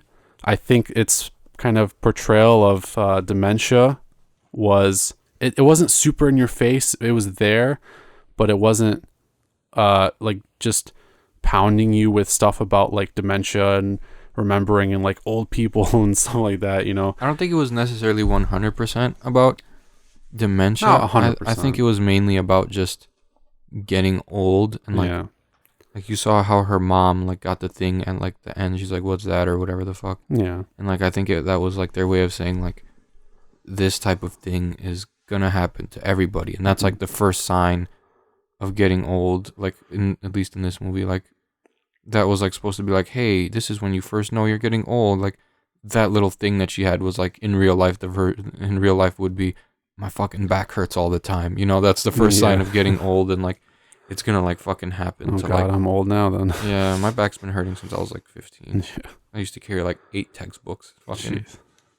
But yeah, I don't know. I really like the ending sequence. It just didn't like really stick with me like so much. I hear you. Yeah, I think it was different for me in that aspect because I watched it through. I really dug it, and I think everyone acting in it was great. And I just liked the way everything unfolded. There's a lot of stuff about Grandma scared the shit out of me though. She did, yeah. Like when she was just In the walls staring and at stuff. her daughter though. Like Yeah. Definitely, this one was way more like just kind of this unsettling kind of dread to it than anything else. But I still think it was super palpable. I think it just really knocked that part out of the park. So yeah, Relic is my number 5. What is yours, Sam? well, this one, we talked about it quite a bit recently, and I was putting it off, but it definitely got my top 5 spot. Didn't get to number 1 because there are, I'm not gonna lie, a few movies that I did like more than it, and it is Possessor. Okay. I really enjoyed Possessor. I did not know what to expect.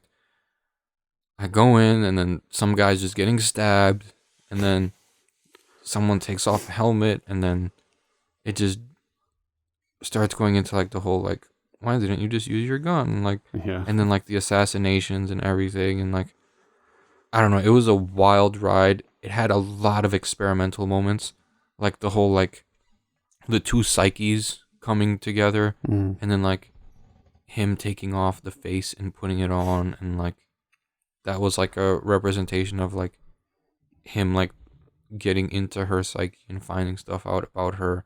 And we see that when what he does at the ending and where he goes. Mm-hmm. And like then the twist is actually like fucking crazy, because after the, I don't want to spoil it, the bang bang, and then we figure out who really got like the whole like pull me out at the end. I was like, Mm-hmm. what the fuck? Yeah. That whole movie was literally just like one big head trip, like for I real. felt like it was so like surreal. Yeah. Like, I like surreal horror. Like Boskin gave me the same feelings. Beyond the Black Rainbow gave me really similar feelings. Mm-hmm. I can't think of too many movies that gave me that like really like surreal feeling. Yeah. Yeah, this one did it really well, especially in those scenes where they're kind of fighting over each other's, occupation in the mind of the guy that she's like taking over. Yeah. That whole like, identity clash, like the clash of the id, all that type of stuff. And then the way like the screen was flashing, the whole visual representation of that Yeah. was super good. It was like I was literally sitting there like this. just taking LSD for I was literally just sitting there going, yeah. Just take like a whole sheet of LSD. Like that's there's how it another felt. movie that made me feel like that. So Yeah. Oh, like on your list? yeah, and I can't mention it. Okay, don't mention it yet, but I'm pretty sure I have a good idea of what it is. But You already know. I agree. I think Possessor was great, and I'll probably be talking about it a little bit more later on. But just I don't know, everything about it was super original for me. I thought it was great. Yeah, it was awesome. Even just the subtle kind of like conversations and kind of even in the background sort of just like the whole corporate slavery type of thing, how corporations use us and how we like detach ourselves from everything else just to feed like the fucking corporate machine. Like it was part of the story, but it wasn't just like straight up right there, and I think they explored that really well. And in general, it was just super like visceral and bloody, and all the effects were fantastic. So Brandon Cronenberg is definitely following in his father's footsteps like really well. Oh yeah, hell And yeah. I'm excited to see more from him. So I can't wait. It's probably gonna be bonkers. oh yeah. All right, top 4 now. My number 4. You also mentioned this one before, but I don't know why. I just really love this movie, and I love Kristen Stewart in this movie. So my Okay. number 4 is Underwater. Completely reasonable. Like Yeah. I understand. Like we both had really good things to say about it once we got out of the theater. Mhm. Then once we saw that fucking hoopla about it online, I was like, I don't understand the I hate. don't get it. It's just literally people upset about Twilight, and it's like, dude, I didn't really like Twilight either, but I'm not gonna hate this movie, or I'm not gonna hate Kristen Stewart because of that.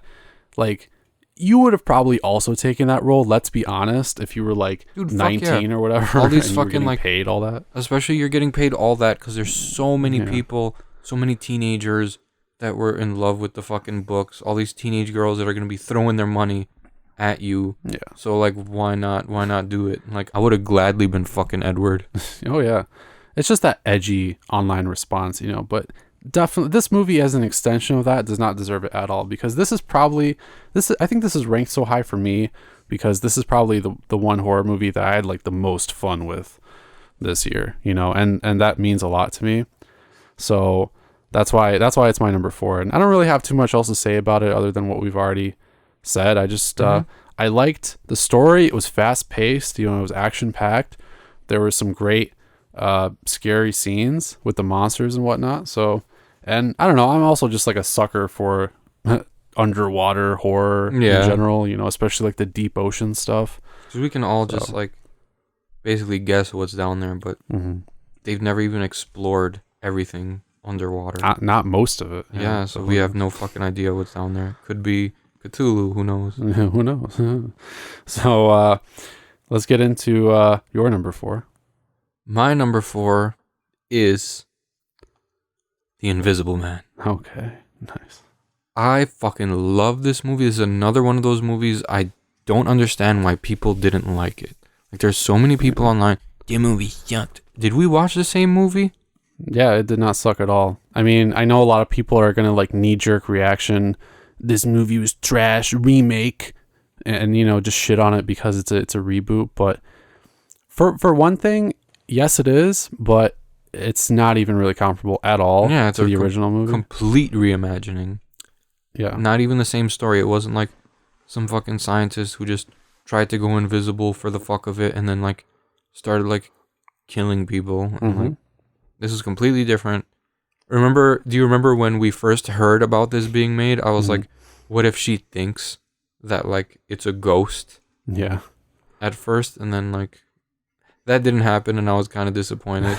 But I did call it. I was like, what if he tries to make her think she's going crazy, like moving stuff and doing certain things? But he did make her go crazy, but in like different ways. Like, spoiler alert, if you haven't seen it, don't listen to this part. Killing her fucking sister right in front of her in such a public place. Like, that was crazy. And then the fucking suit, and then the fact that there were 2 of them, and then the ending was, I did not expect that. I did not expect what happened, but I'm glad it happened the way it happened. Same. Yeah, this movie took quite a few different directions than I was expecting it to, which I think is why I really enjoyed it as well. Elizabeth Moss was fantastic. The way that she portrayed like that, domestic abuse survivor, the trauma was excellent. And she still was, brave enough to go up against him. And I thought that was all done really, really well. I know we don't have to talk about the plot, but I mean, even just the way that they addressed the themes, I think was done really well. The effects from The Invisible Man were awesome. They looked really good. They looked better than Hollow Man. Okay, so if you're going to compare it, don't even compare it.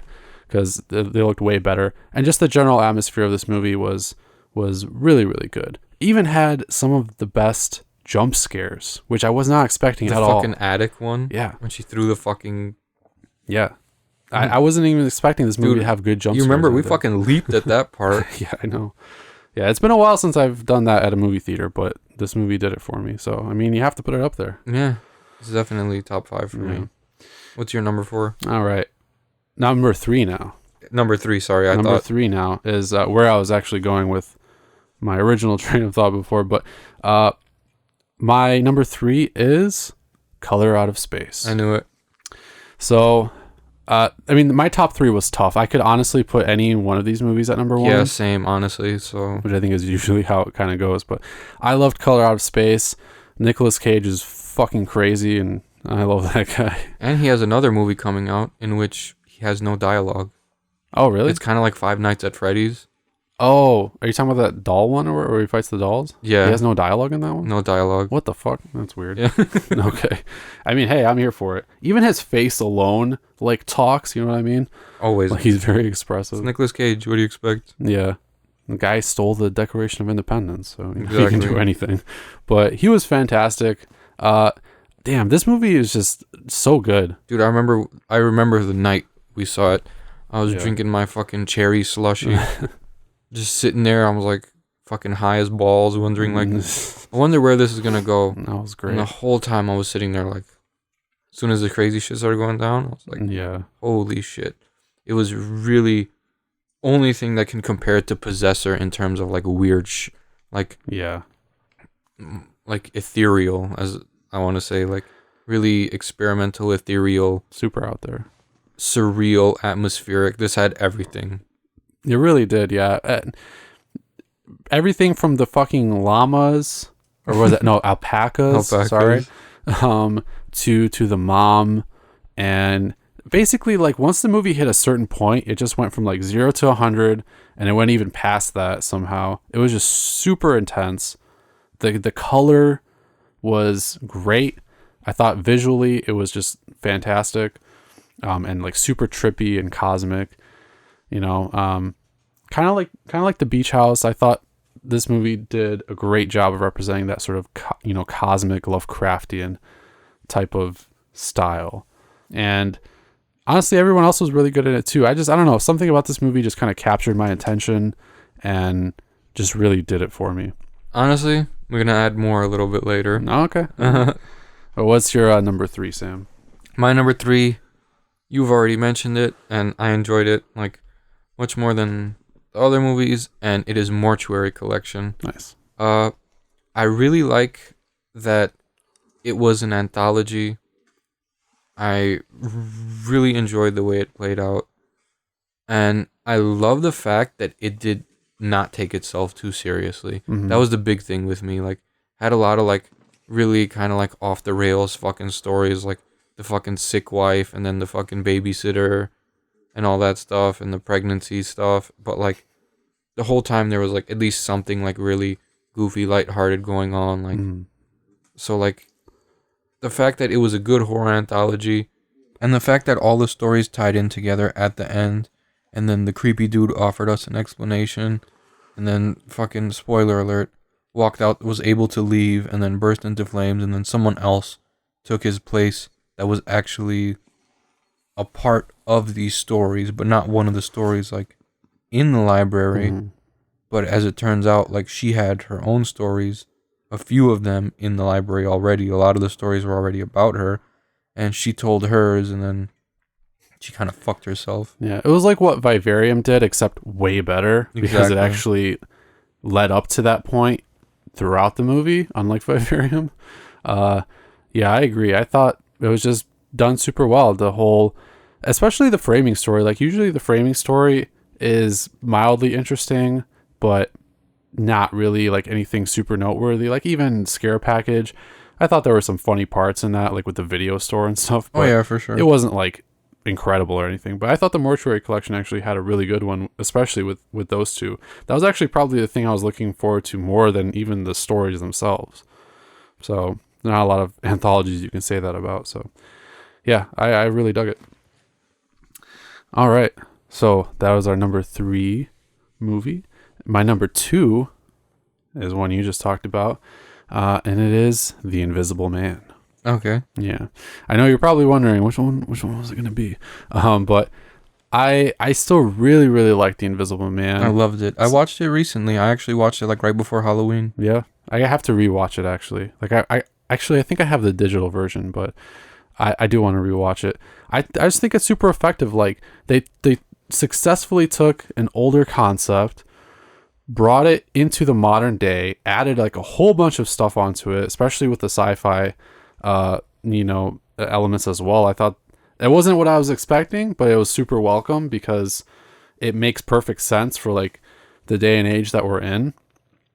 Even Child's Play did it, Exactly. and even though people were pissed off about it, it made sense, and I think that it worked in both movies, and Invisible Man especially. Because we're going from like, in terms of Child's Play at least, we're going from like spiritual mumbo jumbo to like things that are objectively a threat, like fucking AI and technology. Like, people can argue with me, whatever. Well, demons are a threat too. There's literally no proof that they're fucking real or any of that.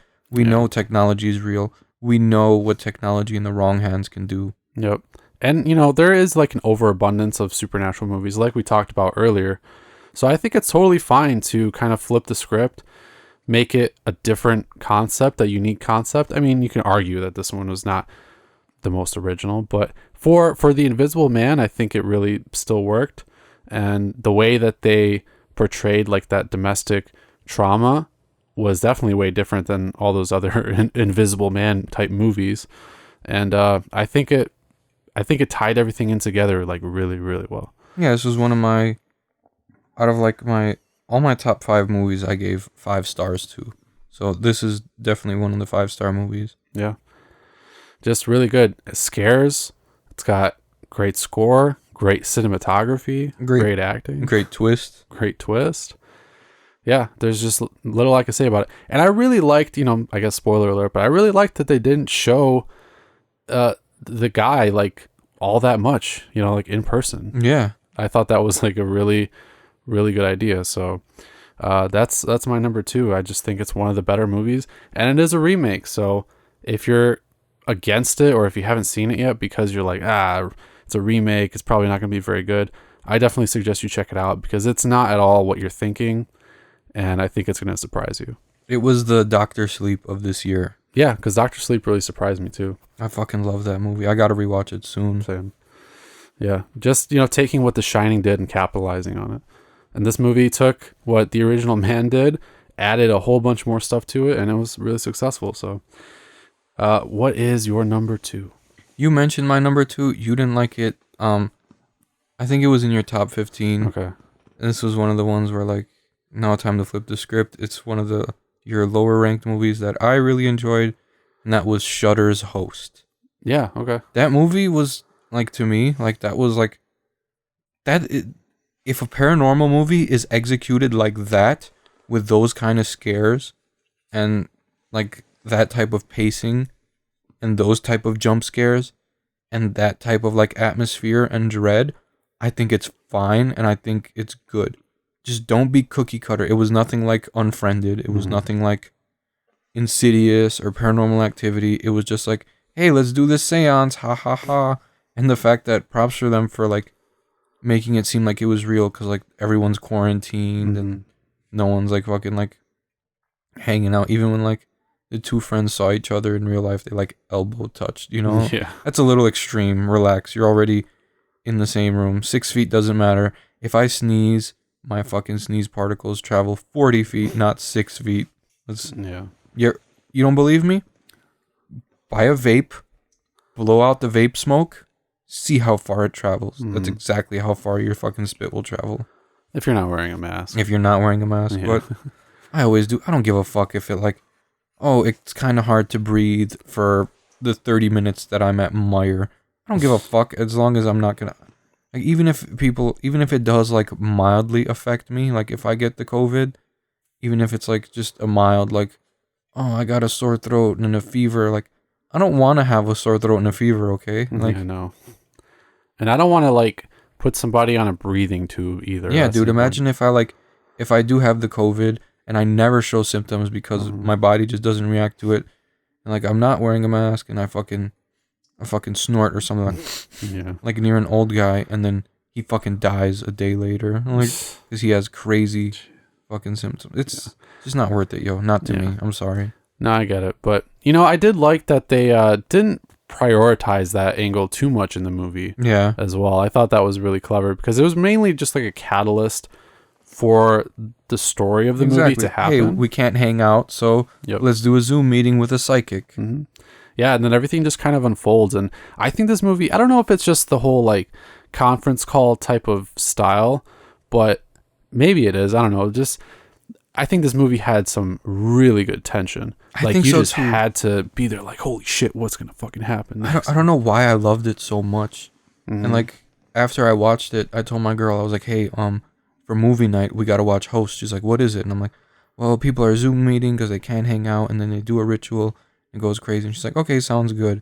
And like we watched it together, and the whole time like she was like silent, and at the fucking scary part she'd be like, fuck. And then afterwards she's like, I can't fucking sleep. That movie creeped me the fuck out. And it creeped me out too. That was like the first time I sincerely felt scared after watching a paranormal movie in a long time. Yeah, I agree with that. I mean, I think the only reason it wasn't in my top 10 was just because I thought the other movies were just in general done a bit better. But considering the likely super low budget that this movie had, the very kind of minimal, production design, it was just them on their cameras and stuff, and mainly just a lot of editing. It was really, really good, man. You know. I enjoyed the fuck out of it. I'll watch it again, honestly. Oh yeah. Oh, that's a super rewatchable movie. I would rewatch that over like Unfriended or any of those. Yeah, and I could watch that one multiple times. Like I don't give a shit. Yeah. So that was our top 2. Now our number 1. I think we both have a pretty good idea of what our number 1s are, but Should I say them? sure, Yours is Possessor and mine's is Color Out of Space. Yep. Yeah. So I mean, Dude, I forgot Color Out of Space was 2020. yeah, I know. As soon as I saw that, insane. I was like, dude, that was like my favorite fucking movie that I like fucking watched this year, period. Like, I don't think anything's gonna beat it for me.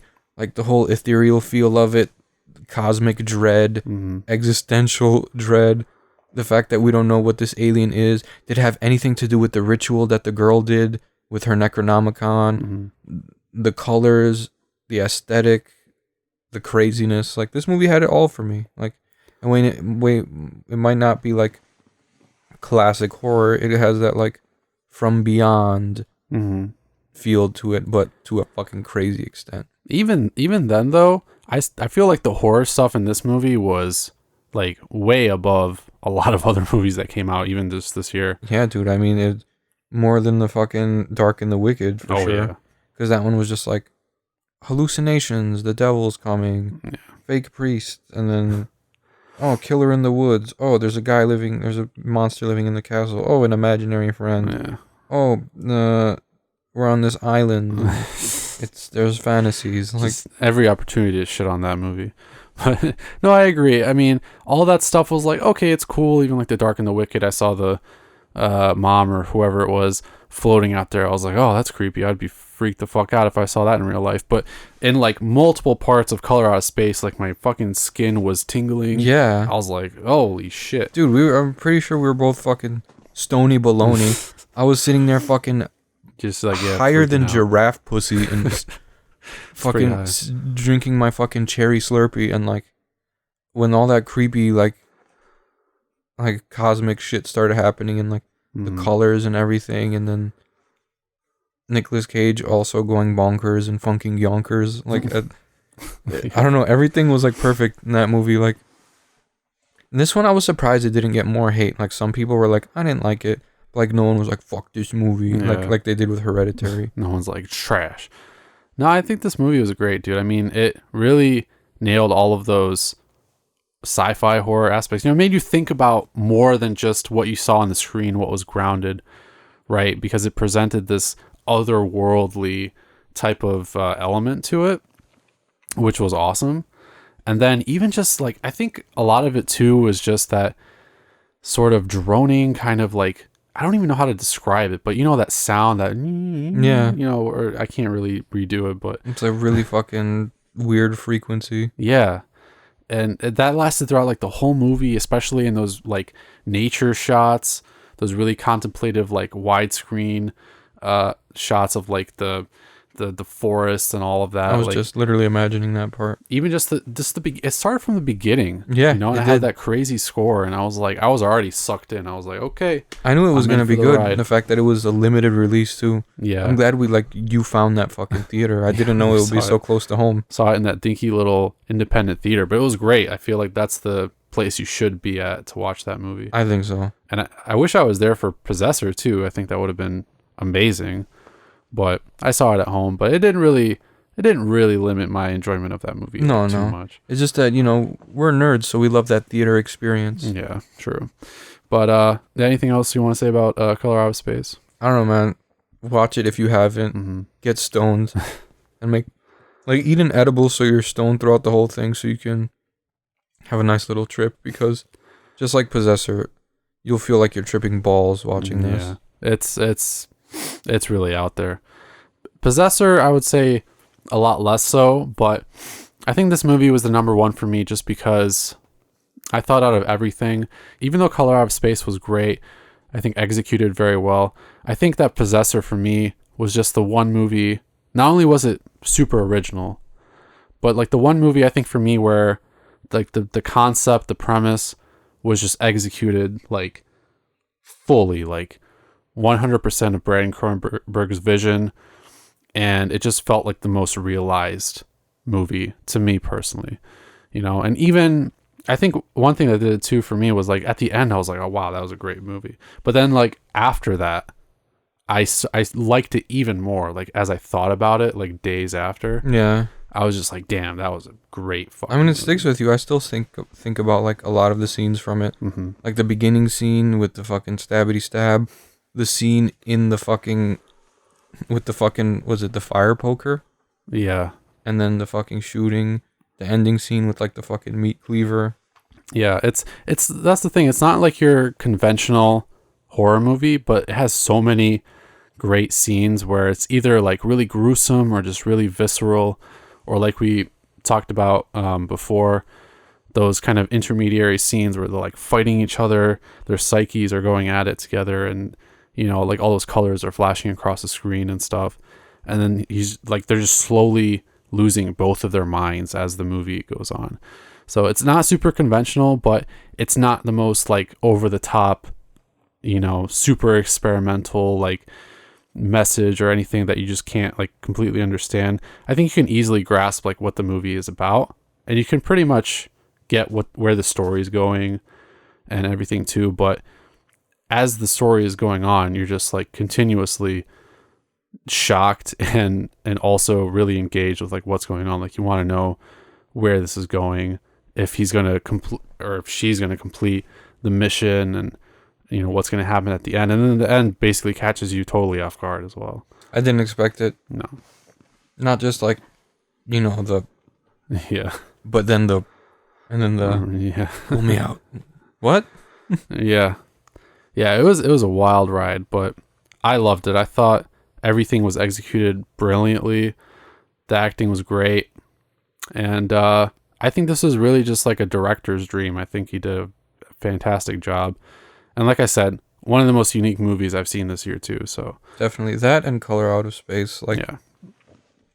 dreamy fucking movies. Yeah. So I mean, even just from those two, you can kind of see where I was going with about the sci-fi horror really kind of taking over this year. And I think it's going to stay that way. I think if we get some more I think it should. great original concepts, Let's get some more it'll be Lovecraftian awesome. shit going now. Come on. Yeah, so did you see the end of Castle Freak? I think it was actually like post-credits maybe, but there was a special little scene at the end where they hinted at another character that might be returning. Just check it out again. You'll see what I mean, but maybe a little Herbert West Reanimator. Oh. You didn't see that at the end of Castle Freak? No. All right, if you watch the new Castle Freak, toward the end, it might be after credits or I'm not sure, but there's this little kind of Easter egg scene with Herbert West. Is there? Yep. Okay, I didn't stick around after the credits. Okay. Yeah, it's pretty cool. It's very, very brief, but it shows like the green vial, and basically I think it's hinting at, like a Castle Freak, or not Castle Freak, but at a Reanimator reboot, which would be sick. If it's done anything like Color Out of Space, that would be fantastic. That would be amazing. Yeah, so I think sci-fi horror is going in a great direction. Like my top 3 was all sci-fi horror.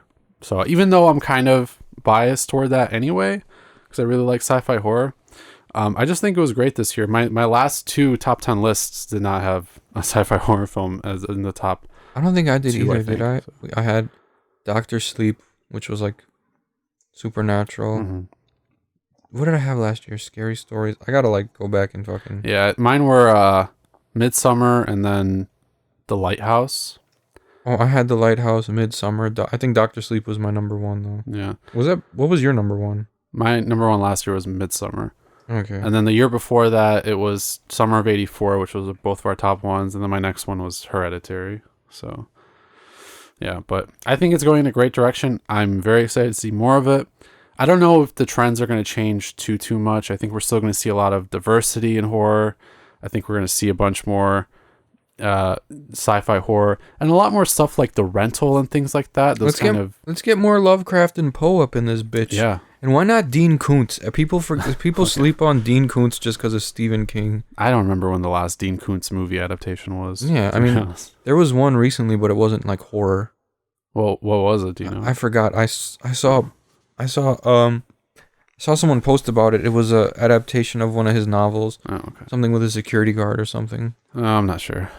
Yeah, I'd love to see more stuff like that too. You know, people are trying to do more Joe Hill stuff as well. Oh God, you know what's coming next year too? I forgot. Hmm. Fucking Exorcist remake. Oh yeah, I don't know like almost anything about that one, and I'm gonna watch it obviously, but I don't know if I'm like that excited about it. Yeah. It has the potential, of course, to be really good. They have to make it. But They have to make it an extremely like. they just can't hold anything back. They can't. on I the was scares, think. because like, dude, in the original, she literally fucked herself till she was bleeding with the fucking crucifix, Yeah. like saying "Let Jesus fuck you." Like they made her mom lick the blood off her fucking pussy. Like, Yeah. can we like? Let's go back to that. Can we not make it Blumhousey? Yeah, no, I would hate that honestly. I mean, it doesn't have to be like super forced, Oh my God! like I just thought edgy of shit. something. But what? You know who would be great for an Exorcist remake? Who? Sam fucking Raimi. Oh yeah, Can you imagine that? That would be insane. It would be fucking balls to the fucking wall. As long as it wasn't like super humorous, but Yeah, he like could totally pull off the like crazy. as shit long as it's well. not like Drag Me to Hell type of. Yeah, no. It has to be like very. I think for an Exorcist remake, I want it to be like a brooding horror movie. You know who could do it really well is Mike Flanagan. Mike Flanagan for sure, Yeah. 1000%. Just don't let Blumhouse near it. No, I agree with that. I mean, you know, they have some cool stuff, but it's just so much like Like let mainstream. Mike Flanagan crap, or you know? Ghost House Pictures. You know. Yeah. I can agree with that, absolutely. We can't have James Wan fucking doing anything to it. Or, Nah. Even the guy who did like Sinister would be amazing so. for it, I think so. Yeah, there's a bunch of stuff to look forward to in 2021, but this is going to do it for this episode, guys. Let us know what you thought about our top 10 lists, of course. I'm sure yours are probably a lot different, but hey, you know, don't come at us with like some stupid shit like that movie was dumb. I totally encourage you guys to talk about your lists and talk about what you think about our lists, but just, you know, like come correct. You know, we want to have like a meaningful discussion, and it doesn't really do anything for the horror genre if you're just like shitting on movies for like no reason with like no Yeah. thought put behind it. So, we do want to know what your top 10 lists are. So, you know, email us, go to our website, gravediscussions.net, where you can contact us. You can also find us on Facebook, Instagram, and Twitter. And of course on sportsradiodetroit.com, where we have our whole backlog of episodes. Yes, and although it has kind of been sort of a lackluster year in terms of mainstream horror, as long as you know where to look, whether it be Amazon Prime, Tubi, Shudder, Hulu, there's also a subscription you can get on Amazon Prime. You can buy it with your Fire Stick. It's called Monsters and Nightmares. Okay. You'll get quite a few extra horror movies that you would normally have to rent. It's only $3 extra a month. Yeah. Like, if you're an adult, you should definitely be able to afford $3. Check it out. Try Monsters and Nightmares. Even you could try that AMC Plus thingy. I think it comes with Shudder. I didn't know about it, so I'll probably check it out. Yeah, check it out for sure. And please continue supporting indie films. Please don't use like Google, to Google like full movies. Yeah. I mean, Don't this is sail not- the high seas. Yeah, like if you're gonna watch something like Summer of '84, like Possessor, like fucking even like Color Out of Space, support the cause if you love horror. Buy the movie, even just buy the digital one, rent it.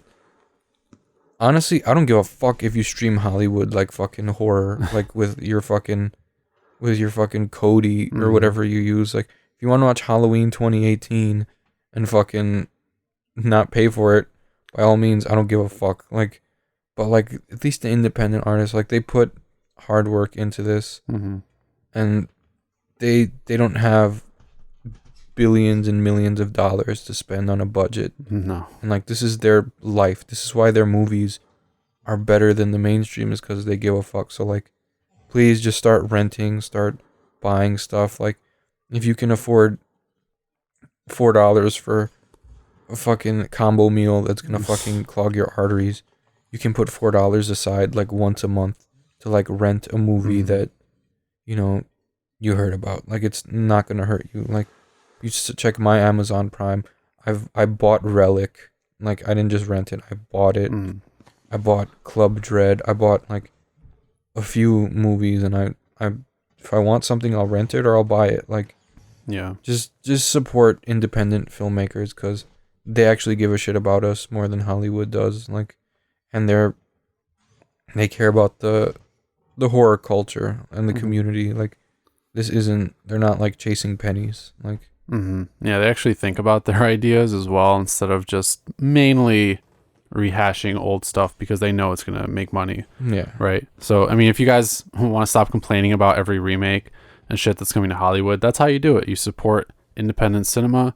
You support great ideas like Possessor, even Color Out of Space, which, even though it's technically an adaptation of an H.P. Lovecraft work, it not only adds a lot to that adaptation that is not in it whatsoever, because it's like a short story, but it's just a great fucking movie. So, you know, that's how you support independent horror cinema. That's how you get the type of horror movies that you want. Hell, even slasher movies. Like, if you're just like an 80s fanboy, like, you know what would have happened if you didn't go and like pay money to see, you know, Friday the 13th or Halloween or any of those movies? You would have just seen way more trashy shit in the movie theaters, like in the mainstream, that you wouldn't like to see, right? Because a lot of those movies were super indie. Even like all the rip-off stuff, like Spookies even. You think anybody fucking paid money to go see Spookies? No. So, yeah, I mean, that's how you do it. So I think that's a great message for sure.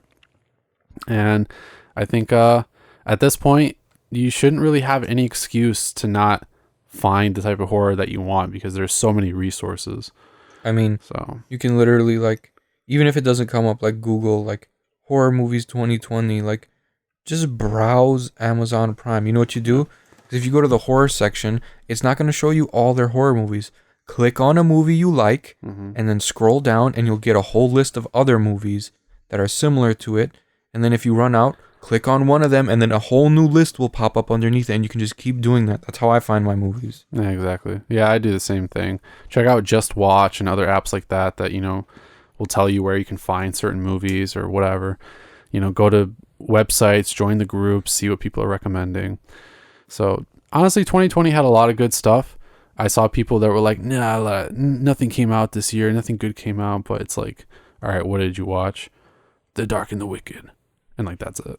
Yeah. And it's like, you're not really exploring the full spectrum of what the genre has to offer right now. And there's a lot. So I'm definitely looking forward to more stuff coming out next year. We'll be back with another episode like this at the end of next year. And hopefully we'll be back with another new episode, you know, relatively shortly. It depends. We'll see what happens with the pandemic and everything like that. But we want to be back as soon as humanly possible. Yeah, and guys, with the whole vaccine, I know it's a good thing we have a vaccine. I get it. But don't rush into it. Let's let the first trial do its thing, and let's see what happens to these people getting the vaccines. Same thing with the first few people buying the Xbox Series X and the PS5. Like, oh, that's me. well, I'm the more, hey, let other people get it first, and then see what bugs it has. You know, because I don't want to like be like that one girl who got like a flu shot and then she could only walk backwards. Like, oh, shit. Yeah. Yeah, no. And I think I'm careful enough. I don't endanger other people. When I go out, I wear my N95 mask. Like, I'm not the cloth mask wearer. I'll fucking, if I don't have an N95 mask, I'm gonna use the 3-layer cloth mask that I have, and I make sure that it's fully sealed. If there's air coming out, I tape that fucking side closed. I'm not getting sick. I'm not getting others sick. Yeah. I'm not going out to bars. I'm not fucking partying. I'm a homebody. I'm just gonna lay back, lay low, watch what happens with this whole vaccine scenario, because sometimes side effects don't show up for sometimes a month. So let's just see this first wave of vaccine. Let's see what happens, and if it's working out fine, then yeah, I definitely want to get one to reduce my chances. Even if it reduces my chances by 40%, that's 40% less chance of me getting it than now without it. Right. So Yeah, we'll see what happens. I mean, I think the message is just be safe, care about each other, and don't be a selfish asshole. yeah, but America, my freedoms. No, you're not a real fucking American if you think that. Like, aren't we supposed to care about the people? We the people. So why don't you care about your people? Like, Your neighbor. no one really has a rebuttal when I say, like, well, what if you kill an old person? Well, then they're old anyway. Oh, so because they're old, we can, like, fucking, like, send them to an early grave. Like, what if they want to live more? Like, I don't know. People just think about it. It's not me. I'm not 90, so I'm not worried. Okay, but don't be surprised when you're 90 and your karma comes back and someone sticks you in a retirement home and they're injecting you with ketamine every day and they abuse the shit out of you. You'll deserve it. Yeah, it's ridiculous. Everything that's kind of happening right now is it's just a lot, but you know, we'll see what happens. We can only hope that it gets better from here on out. And hopefully we'll be back soon, guys. But we hope you enjoyed the episode. If you stuck it out, thank you so much. As always, thank you to everybody who comments, talks to us, everybody who listens to the podcast. And we can only hope to get even bigger from here. So, yeah, I mean, we'll just have to see you next time. And we'll see you probably in 2021 on Grave Discussion. We miss you guys a lot. We love you.